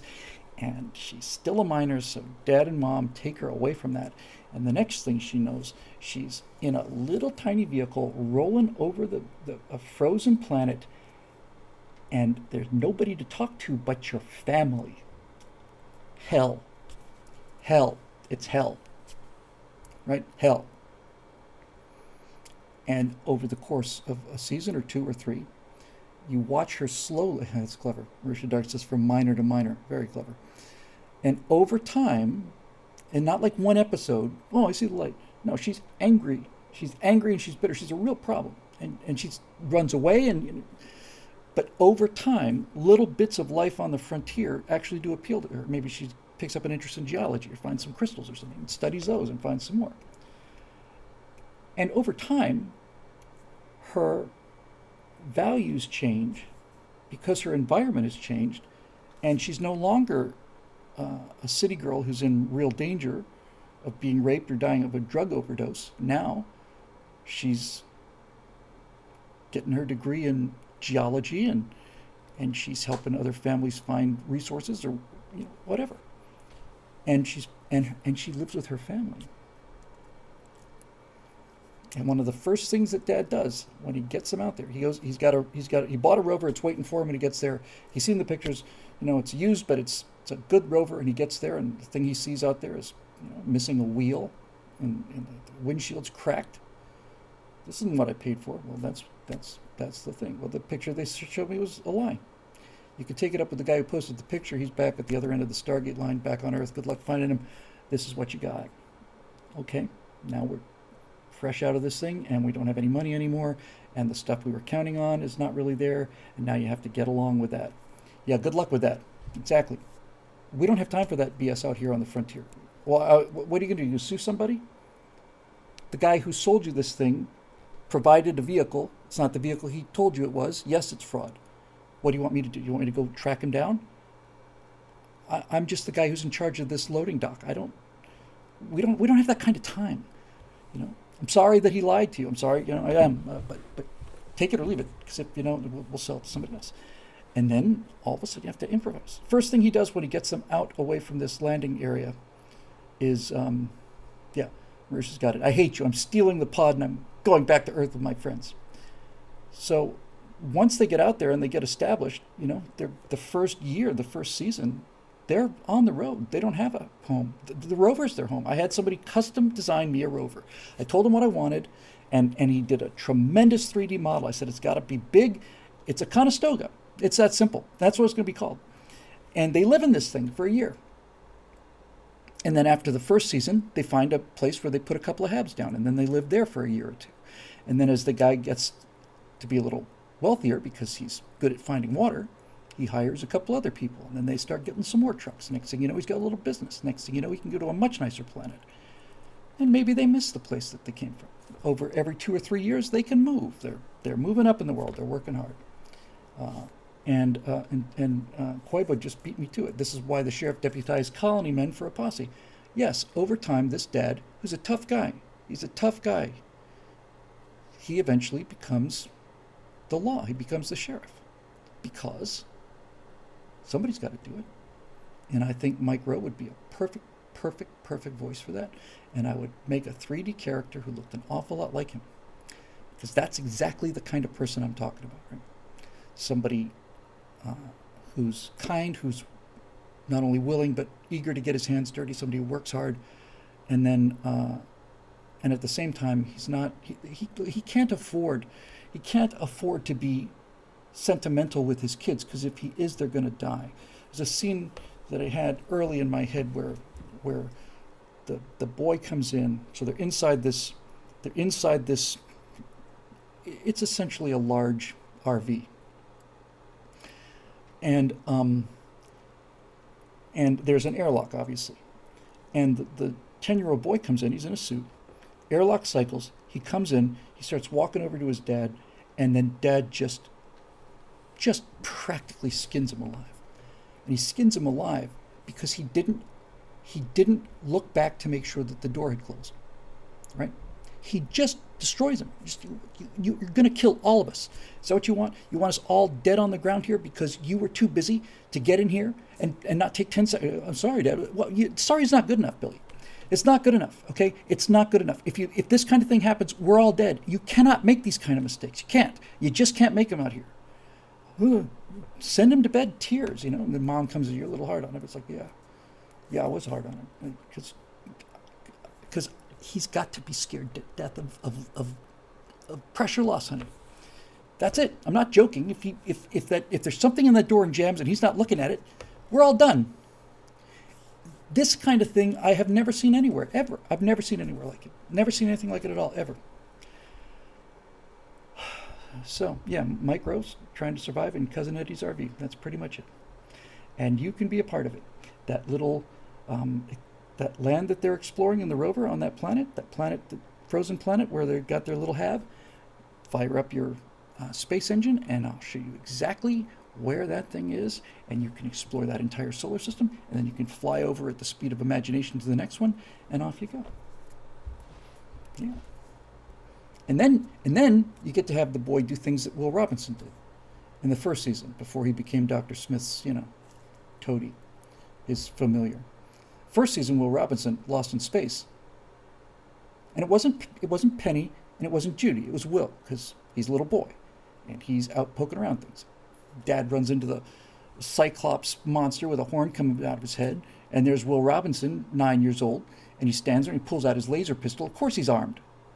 Would you arm a boy? Of course I'm going to arm a 9-year-old boy. What happens if he gets out there? What is he going to do? Cry? And in that first season, Lost in Space, John Robinson's captured by this thing, and Will just goes with the laser. And I think, that's what I grew up on, man. That's what I grew up on. But think about how cool that is, right? You have this girl who's pining away. She's spending her whole time. She can't Skype her friends because her friends are 15 light years away. She came through on a Stargate series. She can send them a message if she wants to spend a ton of money. They can send it on a little message thing that goes through the Stargate, broadcast it on the other end. But you don't get to make a phone call. She's alone. She has to make her own friends. And maybe there's a guy 20 years away who's maybe 3 years younger than her. And he's kind of, whatever. Okay. You get to be picky on the frontier. Yeah, I heard Luke is just completely emasculated, and that Leia solves all the problems because that's who the hero of Star Wars was. It's Leia the whole time. You just didn't know it. It was the girl. It was the girl who, yeah. Apparently, I heard Doomcock on a spontaneous rant. He just watched it. He was so angry he didn't even get into the suit. He just turned his recorder on and started blasting it. Yeah, he's just a he's a boy. He's just a useless, scared, incompetent, frightened appendage, somebody for the girls to save. Life isn't like that, folks. It doesn't work that way. That's why nobody buys it. That's why nobody believes it, because it doesn't happen. It's not real. It's not how it works. Fingekus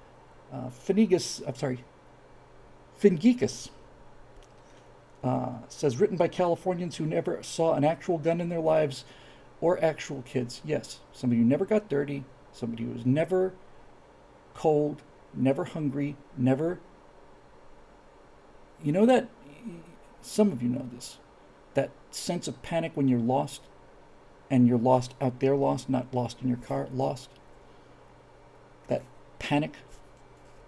Well, now imagine that panic when you've got an hour or 2 hours left in your air tanks, right? So, no magic. I can have no problem whatsoever with having a spacesuit that has 5 days of oxygen on it. That's just an engineering problem. Just compress the oxygen enough. Maybe it's even solid oxygen. Those things don't bother me. But no magic. You want to have a laser gun? Okay. Explain to me why you need a laser gun and not a projectile gun. And if you can do that, then you get your laser gun, but you don't get to see the beam unless it's foggy. Boom. I know I'm on a roll. I don't care. I'm having fun. I work like the devil on this thing, and this is kind of an emotional reward. So in the space combat thing, when you get close enough, beam weapons can be useful because if they fall off as the inverse square. But if you can get to point blank range, let's say, I don't know, 2,000 or 3,000 miles, you can have beam weapons. And I already know the answer to this. You've never seen space combat where you didn't see the laser beams, and the laser beams didn't move any faster than a fastball.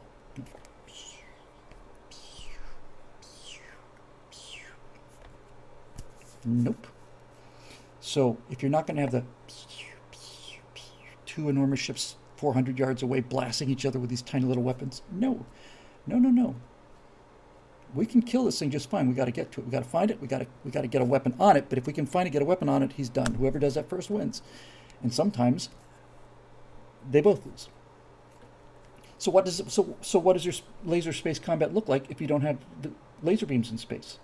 Just because you can't see the beam doesn't mean you can't have the laser. It just means that you've got to do some thinking.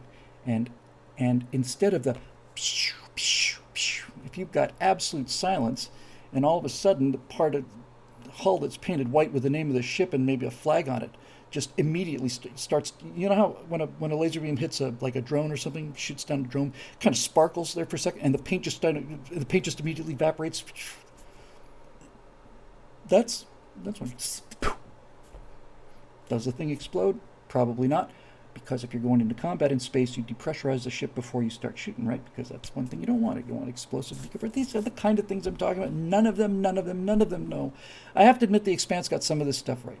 Yeah, but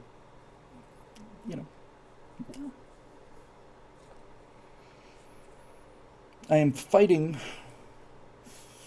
with.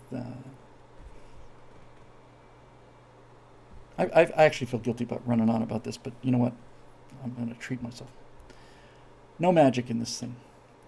I like the design of the Armstrong. You've all seen the picture. If I have it handy, I'm not going to spend a lot of time looking for it. If it's right here, I'll drag it in. It's the exploration ship, right? It's one of several exploration ships put out by this government of the colonies. And I love it. And I think it's a great, great, great design. Problem is, it is a keeled, there it is. So I got this model untextured, and then a year or two ago I paid a texture guy not a whole lot of money to texture this thing. So here's the exploration ship, and it's a big image, so give me a second. So this is the stuff. This is the kind of thing that runs out at sublight speeds to a solar system, explores it, and then sets up enough so that they can begin to build the gate, and then it moves on. Okay, I cannot tell you how much I love that design. I just adore it. I think it's fantastic. And I want to keep the ship very much. But this ship is designed with a down, right? There's a down. You can tell which direction is down because it's pointing down. Right? You don't get that in space. So now I have to ask myself, can I explain this? Can I rationalize this away? I would like to, because I'd like the ships to look like this. But I'm going through a stage now where I'm arguing with myself and saying, why don't you just make them all, spin habitats and all the rest of it? That'll look different. And, yeah, but it wouldn't look as cool. Yeah, but it'd be different. So of all the things I was looking into, I gave myself a bit of a mulligan on the Stargates, because I said, all right, so you've got it takes a insane amount of energy. It has to be generated over weeks, days or weeks, and then it's just a series of capacitors. Lets it go, and it bends space for 2/1000th of a second.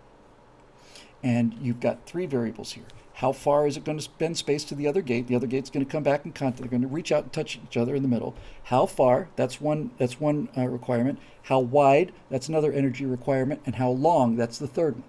And it's all an interplay between these things. You can have a bigger one and keep it open longer, but shorter distance, whatever it goes. When you're first laying these things down, you want little tiny ones, and you go as far as you can. You see, build them out there. Okay, so there you go. So how do I deal with this? If there's a down on the design of the ship that I want to use, that means I've got to have artificial gravity. And artificial gravity ain't happening. It ain't happening. It ain't happening. I might have enough to do a little science experiment right here. Let's see if I get lucky here. Yeah, there you go. All right, look at this. So this is a magnetic clasp on a notebook, right? And this is a paper clip. And if you think about it, this super weak little magnet is outpulling planet Earth, right? This little magnet, this tiny, weak little magnet is holding on to that paper clip. Earth is trying to pull that paper clip down, and that tiny little magnet is saying no, nope. And the magnet wins. Why? Because magnetism is millions of times more powerful than gravity. You cannot, I'm not saying you can't manufacture artificial gravity. I'm saying that I'm talking about linear artificial. I'm talking about artificial gravity. I'm not talking about spin gravity. That's easy. I'm talking about artificial gravity, right? Like they have on the Enterprise. Turn on the artificial gravity. Can't do it. It can't get there. It just can't get there. It's just not possible. So I thought, so this is where you run into what you get when you have people who aren't lazy because they love this stuff. So I thought, okay, well, they've done the magnetic shoe thing and they did that on Expanse, but they did they did just enough to make you believe it. But most of the time they were walking around normally and all this other stuff. No, I haven't seen that Wild Ginger. I'll look it up. For All Mankind. Okay, so the magnetic boots. I don't know. And I thought, I sure do want to use this ship, though. By God, I do. And this is now. And Quibo says, well, in the Expanse, they burn to the midpoint, flip it over, and burn on the way down. That's actually an ingenious solution. But I don't like it, and I don't think it's realistic. You would be conserving fuel in order to burn it the whole way. If you really wanted to get someplace fast, you'd burn it as quickly as possible, get up to a high initial speed, and then coast, and then wait till the last second and slow down as short a period of time as possible. So here's what I came up with. I came up with a commercial from Consolidated Magnetics. I'll think of a much better name, but for now that'll do. And it's just a TV commercial, like any other TV commercial. Star Citizen did this so well. The commercials for their ships were brilliant.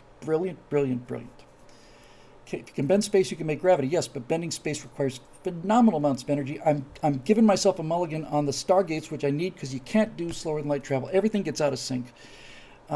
So, with huge fusion reactors and nothing but just skyscraper-sized capacitors, you can open that thing up for 2/1000ths of a second. Here's what I decided to do. Consolidated Magnetics, or Acme, yeah, that's much better for the Martian. That way, Wile E. Coyote can sue them when these things malfunction. So Acme Magnetics is doing an ad, and you're just watching the ad. That's the Tell Me Professor stuff. And in the ad, you've got a showroom, like a dark room with a floor. It's got like a little kind of a rubberized pad in the middle of it, and it says Acme Magnetics on it. And the guy comes on and he says, this is the Acme Magnetics Model 4. And these are iron filings. He takes a small cup of iron filings and throws it in the air. And when it gets over this field, the magnetic fields immediately form it into a basic humanoid shape. It's being controlled magnetically. It says, this is the what did I say, the Model 4?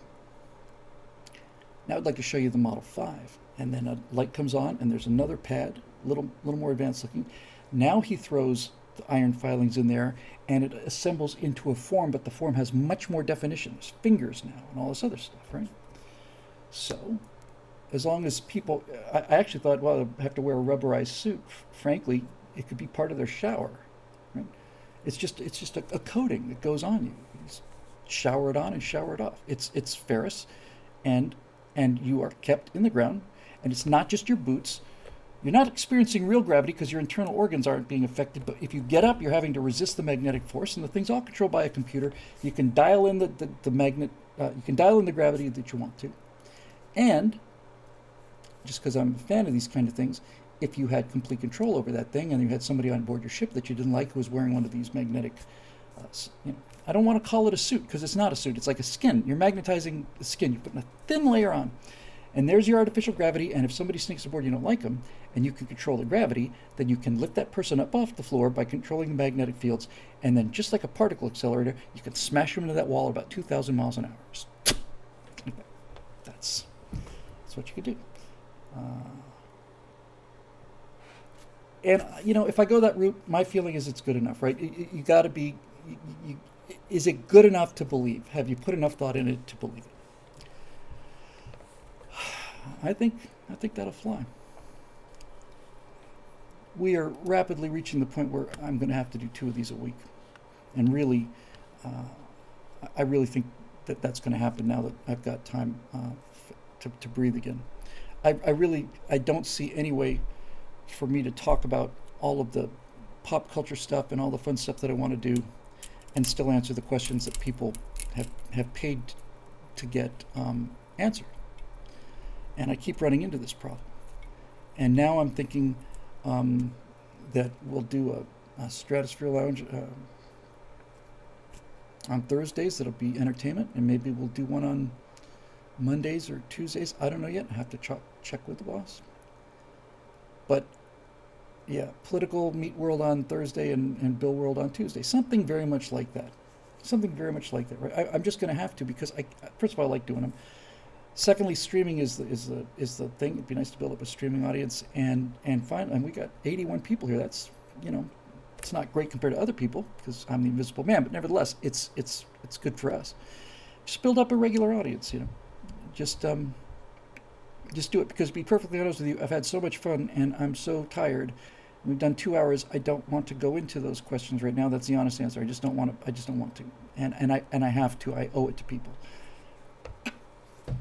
So, if you're a member, if you're on Facebook and you're not a member, I don't give a damn. Go cry to your mama.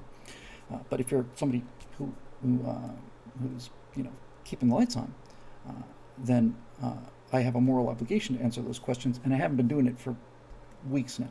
And I'm not going to do it tonight. I've just decided, but I do need to do it. So, let me talk with Natasha and find out what night might work best. I think, I don't know, I shoot on Tuesday, maybe, I don't know. Hard to say. We'll figure it out. But you know what? If the support keeps coming in, then that's a guarantee. Right now, I realize I can go home and I don't have to work for another 6 hours. Every single time I've left the Stratosphere Lounge on Thursday night or Friday night, every single time, I've gone home, the show ends at 9 or something, get out of here by 10 by the time, or a little after I upload all this stuff. I would go home and work on the computer till 2 or 3 in the morning. Just bending fingers. And the worst of it is, I would look at this and I would say, you know what, those bent fingers don't look right. They're just something, they're a little twisty. I got to go in there and fix that. Hire 3D animators to work at home, yes. I need somebody who's run a studio before, who knows how to parcel out the work, who to parcel it out to, and in what order to parcel it out. When you say I don't need a studio, Quibo, I certainly don't necessarily need 8 people working here in Los Angeles. It's expensive to work in Los Angeles. But however, that's a good idea, Political, I know. However, there is an awful lot to be said for having people in the same room. So probably the small studio will work something like this. We'll have like a producer studio, studio manager here, and I'll be communicating with that person. That person will be breaking down the work that we need to do, dispersing it out to a lot of online artists, people in the guy who did the textures on the Armstrong. I think they're look at here. This guy. Let me just show you This whole thing was just nothing. It was just white plastic, right? There was no metal, nothing on it. Let's get in there good and close so you can see. This guy did the texturing, and he didn't cost a whole lot of money, to be honest with you, very little money, and he lives in Bulgaria. And I mean, look at that.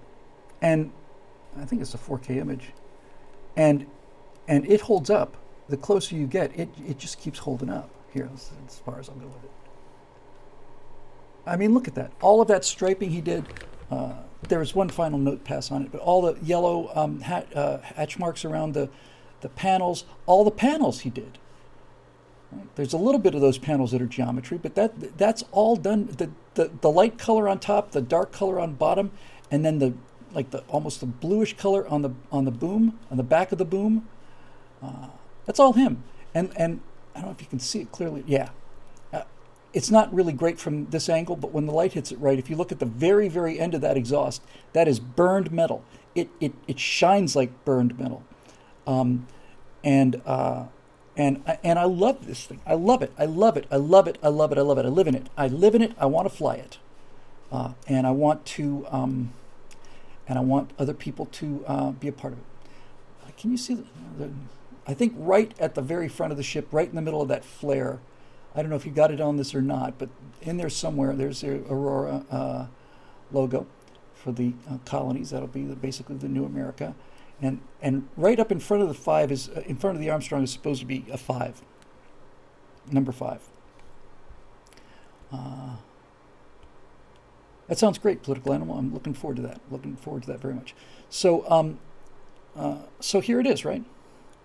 And if you see one of these and it's got a 5 on it, then that implies, and you might infer, that there would be at least 4 others and maybe more, and you'd be right.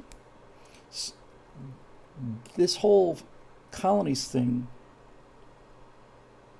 the founders, the founding fathers, are basically doing this on the sly. They're building their own Stargate line without anybody else knowing about it.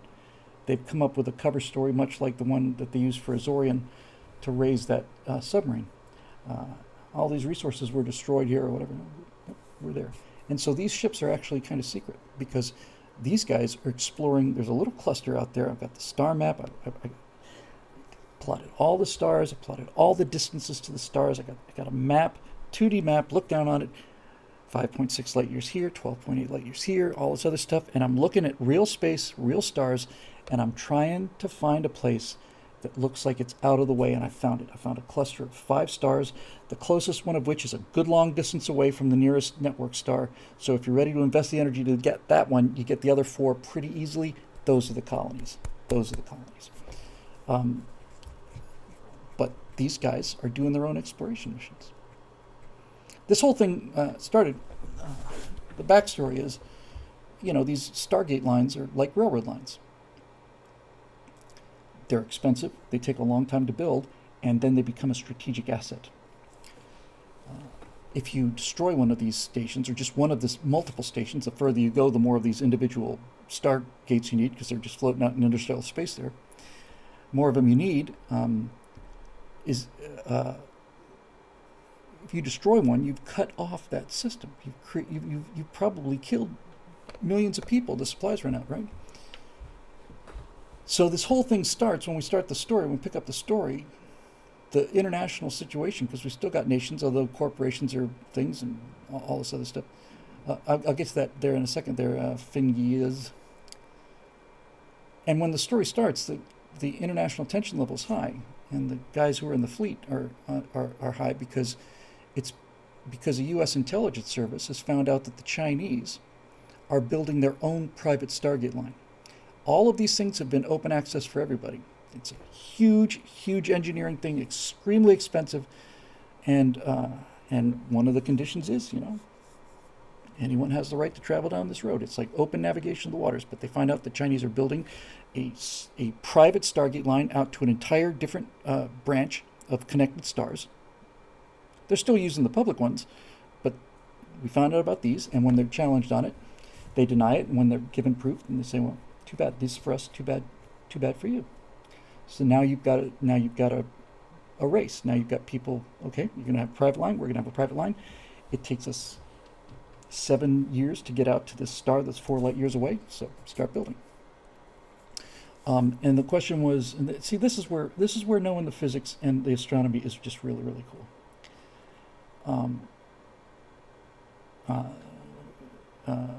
Fingeekas, sorry, buddy, or ma'am, said, is FTL communication possible, like an Ansible? Is it possible to communicate faster than light?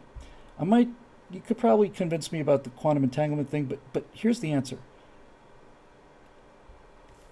Again, I just love the mechanic. If you understand the physics, and when I say understand it, I mean if you've studied it your entire life, like put 40 years into it, like I have, and propulsion and all this other stuff, then you are able to realize the nuances of things. You come up with things that that nobody would ever have thought of. But once you see it, it makes perfect sense. Like an app.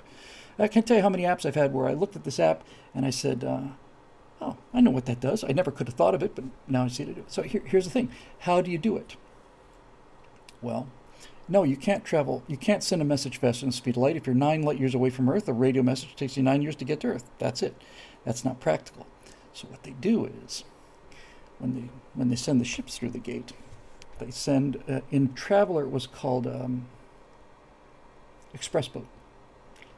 So every time the gate fires this way, there's a 1 or 5 or whatever. They don't have to be any bigger than a football, really.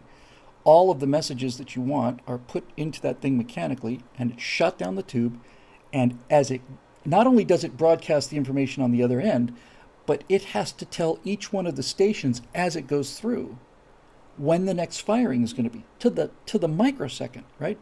We're going this way, and in 17 hours and 42 minutes, 8 seconds, and 9 nanoseconds, we're going to fire them back the other way.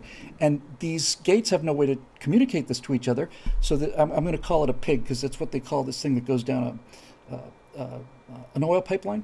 When they have a different grade of gasoline, they want to start pumping, 90, just a different octane. They put a mechanical thing into this physical thing into the pipeline, call it a pig, and the pig separates the two flows. Well, every time these gates fire, every single time, they're just sending these message pigs back and forth. So, a message torpedo, exactly. It's a message torpedo. And you can radio a message to the local gate, gets there in less than an hour, and then it shoots down there. Now, when do you get the message back? Well, you get the message back next time the gate cycles. And that's not going to be inexpensive. So it takes us back to the old days. See, here's the thing. You need, for this to work, for this kind of drama to work, you need these places to be isolated. But at the same time, they can't be completely isolated. You got to fine-tune that thing.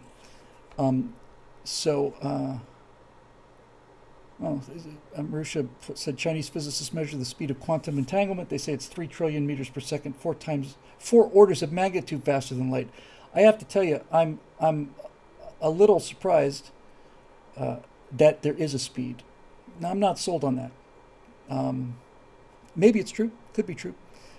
I think it's instantaneous. I mean, instantaneous. Just the idea that it's orders of magnitude faster than the speed of light. Anyway, point is, you don't need it. And if I need it, I'll have it. One thing I've learned from what they did when they destroyed Star Trek and Star Wars in the last 2 or 3 years, ever since The Last Jedi, is once you add some magic to the system, you've destroyed that system for the rest of time. You've invalidated all of the canon that you've already had, right? In other words, if we suddenly decided we absolutely had to have faster than light quantum communications, you would have to introduce it into the universe. You can't just pick up a phone and assume it's already been there, because if it had, then all the other things that you did couldn't happen. I like the pig a lot.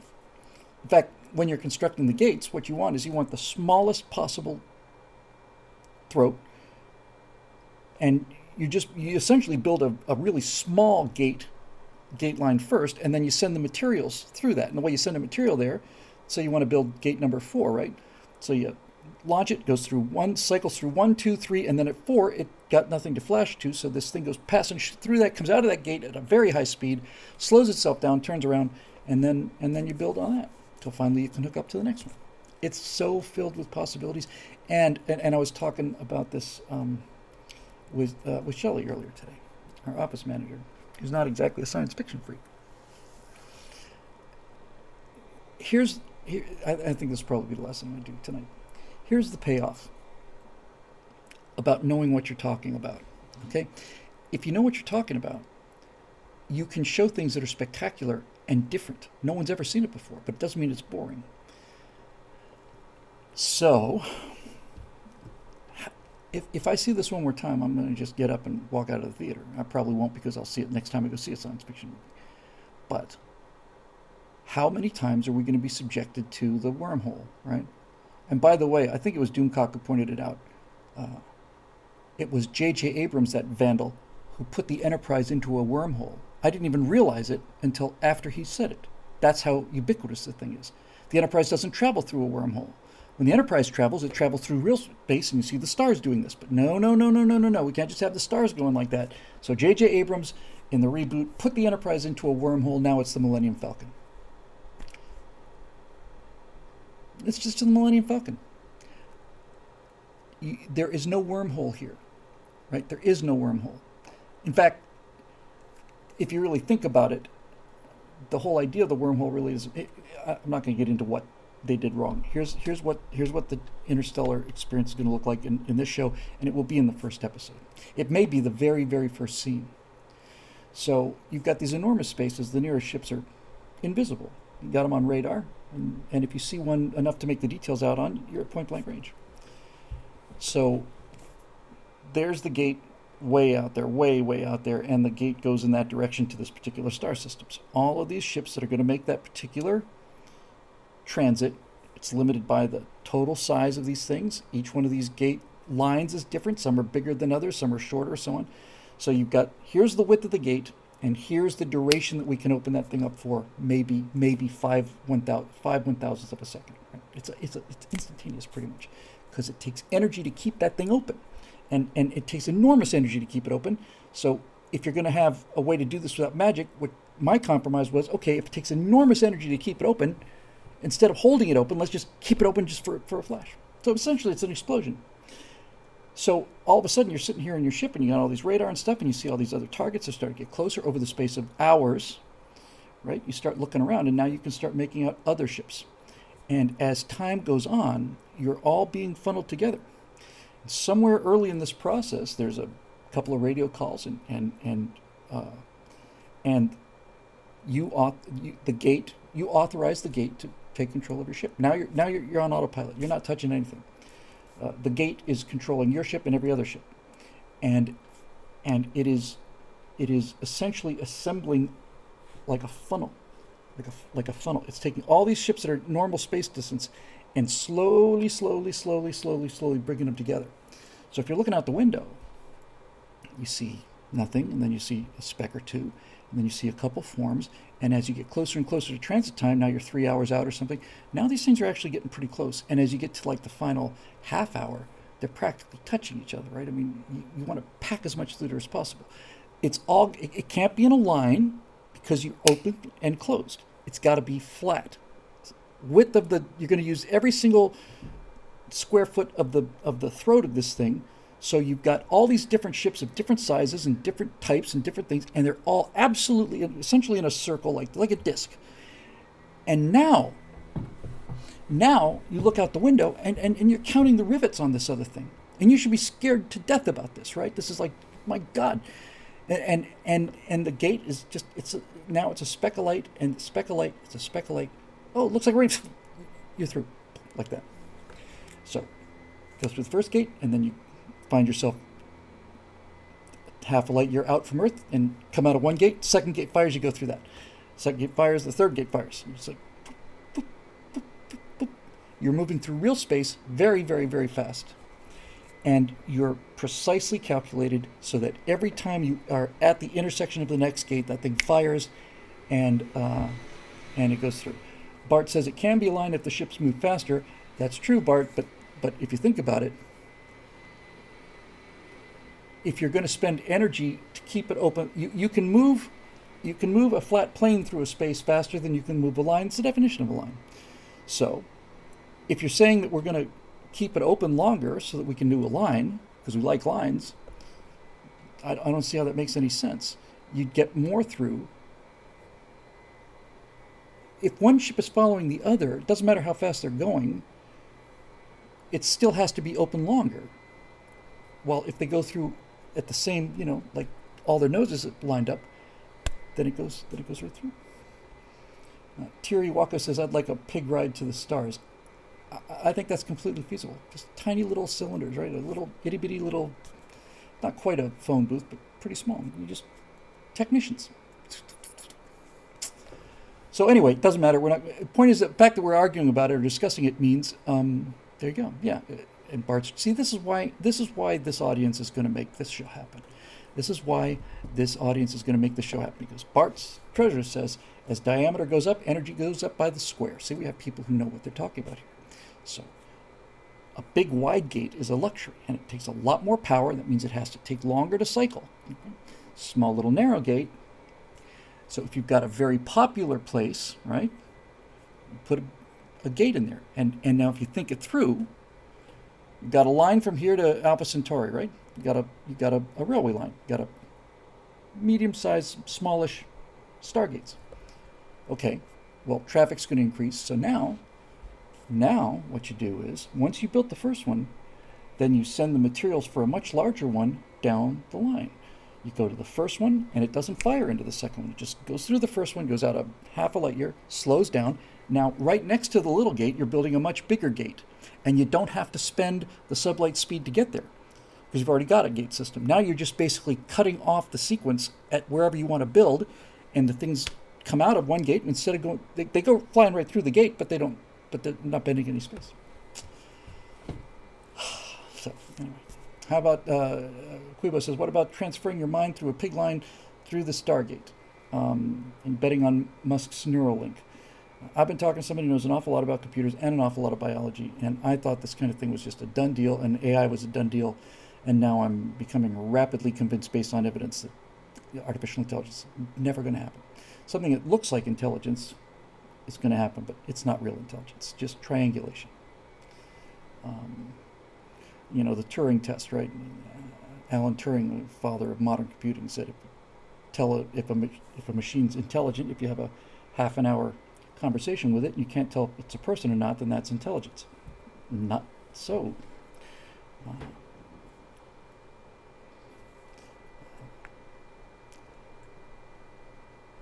This guy who I was talking to has been giving me so many fresh ideas. He basically says, if you want to do the Turing test, what if you go to the Turing test and you say, you know what, I don't feel like talking today. You say that. What's the computer's response to that? Okay, we'll talk. All right, it's reasonable. What if you ask it, how do you feel today? It's either going to lie, because it doesn't have emotions, or it's going to say, I don't know emotions. I don't know what they are. The brain is not the mind. Exactly. So anyway, you get the idea. I think I'm going to go home now. Well, I can't go home now. I've got a couple things to do. Another half hour, 45 minutes, I guess, upload the stuff, convert it, and all the rest of it. And then tomorrow I'm coming in, and I don't have to do any animation tonight for the first time in 7-8 months that I haven't had to go home and do animation. I don't mean had to. I like it, but man, I think I set up 60 cameras. There's 60 individual cameras in this thing. It's a lot. You gotta move them all. You gotta manually set the focal plane every second or two. Adds up. All right. So that's it. Remember the deal we had at the beginning of this, folks. If you saw the animation and you didn't see Invisible, please click on the link below, because it's really an important part of it. But this is where I wanted to finally debut this thing that I've been talking about pretty much every Stratosphere Lounge, and almost exclusively for a year now or more. All these cool ideas are right there. They're at our feet. We just have to pick them up. and that means money. So if you're able to do the membership or a one-time contribution or anything, great. And if you have, or if you can't, do you know of anyone who can? Do you know of anyone who'd be interested? If you know of somebody who'd be interested, somebody who you think gets this, whether they're fans of mine or not, send them a link to Invisible. Just say, hey, this guy's really onto something interesting. Tell me what you think. Send them to Invisible. They go to the animation at the end. If it turns out that that you either are helping or you can't help for whatever reason, if you can think about somebody who could help, that's helping a lot. Thank you, Marsha. So you're going to be seeing more of me because this is the first time in my life I've ever had something that I wanted to promote. Why don't you promote? Why don't you do a radio show? Why don't you, I could have worked for Daily Wire if I wanted to. They wanted me to do full-time history. It sounded interesting to me, but not as interesting as this. So it's the first time ever that I'm got my whole heart in it. So let me know. Last thing, Don Victory says, somebody get a hold of Elon. The next thing I'm going to do, if we can get just the basics of a studio up, the next thing I'm going to do is that moon landing commercial with the Chinese, except instead of for Free Frontier, you're going to pan away from the Chinese lander, and there's going to be a bunch of starships on the moon and a dome, and they'll pick them up in a Tesla rover, and I'll just do the thing. We'll get that laugh, we'll get all that great stuff, and then I'll put a little card up and I'll say, "Dear Elon, on behalf of all the Apollo kids, thanks for giving us something to look at when we didn't think we'd get a chance." Something like that. That should get his attention. And then when you've got his attention, who knows what's next? He did say that there's no good science fiction on Netflix, so he should probably know what that's all about. All right. I'm going to have some free time available. Who knows? I may even find myself on the Discord server. That's how different life is today. And I can't wait. I can't wait to get started. So do what you can, please. Not for me, for all of us. Get ourselves a free country and have ourselves a ton of fun doing it too. Well, I've been waiting for this night for a long time, and so here we are. Not a biologist or anything, but feels like I just delivered a big honking baby that I've been carrying around for a couple of years. Actually, she has not been to AirVenture, but we'll see what we do. So anyway, yeah, thank you for being here, and thank you for all of you who were here. We got up to the 80 something. I've sent out emails to Doomcock and Nerdrotic, and we'll start building this network to get the traffic to a crowdsourcing site, and then we're off to the races. No more waiting. I'm tired. I've waited 60. Well, let me be fair. I've waited 55 years for this.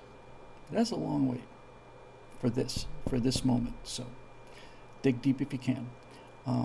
And if you can't, then the emotional support is greatly appreciated. All right, kids, that'll do it. We will see you next. Oh, wait a minute. I have the surgery on the lip on Monday. That's when the extremely small meteorite is going to hit me right on the lip. Monday. I've already made arrangements for Zoe to do the Stratosphere, do the right angles on Tuesday. I might have Scott and Zoe do a virtue signal on Thursday. That'd be kind of cool to watch, wouldn't it? And so I don't anticipate any pain issues. I'm pretty good with pain, actually, and I didn't feel anything after they did the biopsy, but just a little biopsy left a big round red scab there. So I suspect that even if I'm able to talk, it's going to be at least a week before. And I don't know. We really want to get into horror, I can unveil it. And by the way, now that I have a little bit of time, I think I might spend some of that time between now and next week, a week from, and seeing if I can get the motion capture suit and the live stream hooked up and do it live out of Unreal, and that way I don't have to scare the kids. All right, so that's it. There'll be a little bit less of me here next time, but it'll grow back. All right. Thanks, guys. Thanks for everything. Thanks for your support. Thanks for your patience. Thanks for the feedback, especially for those of you here live. I did this whole thing with you, for you, and with your help. So thanks, and I'm very, very happy with it. So we'll see you hopefully next Thursday on the Stratosphere Lounge.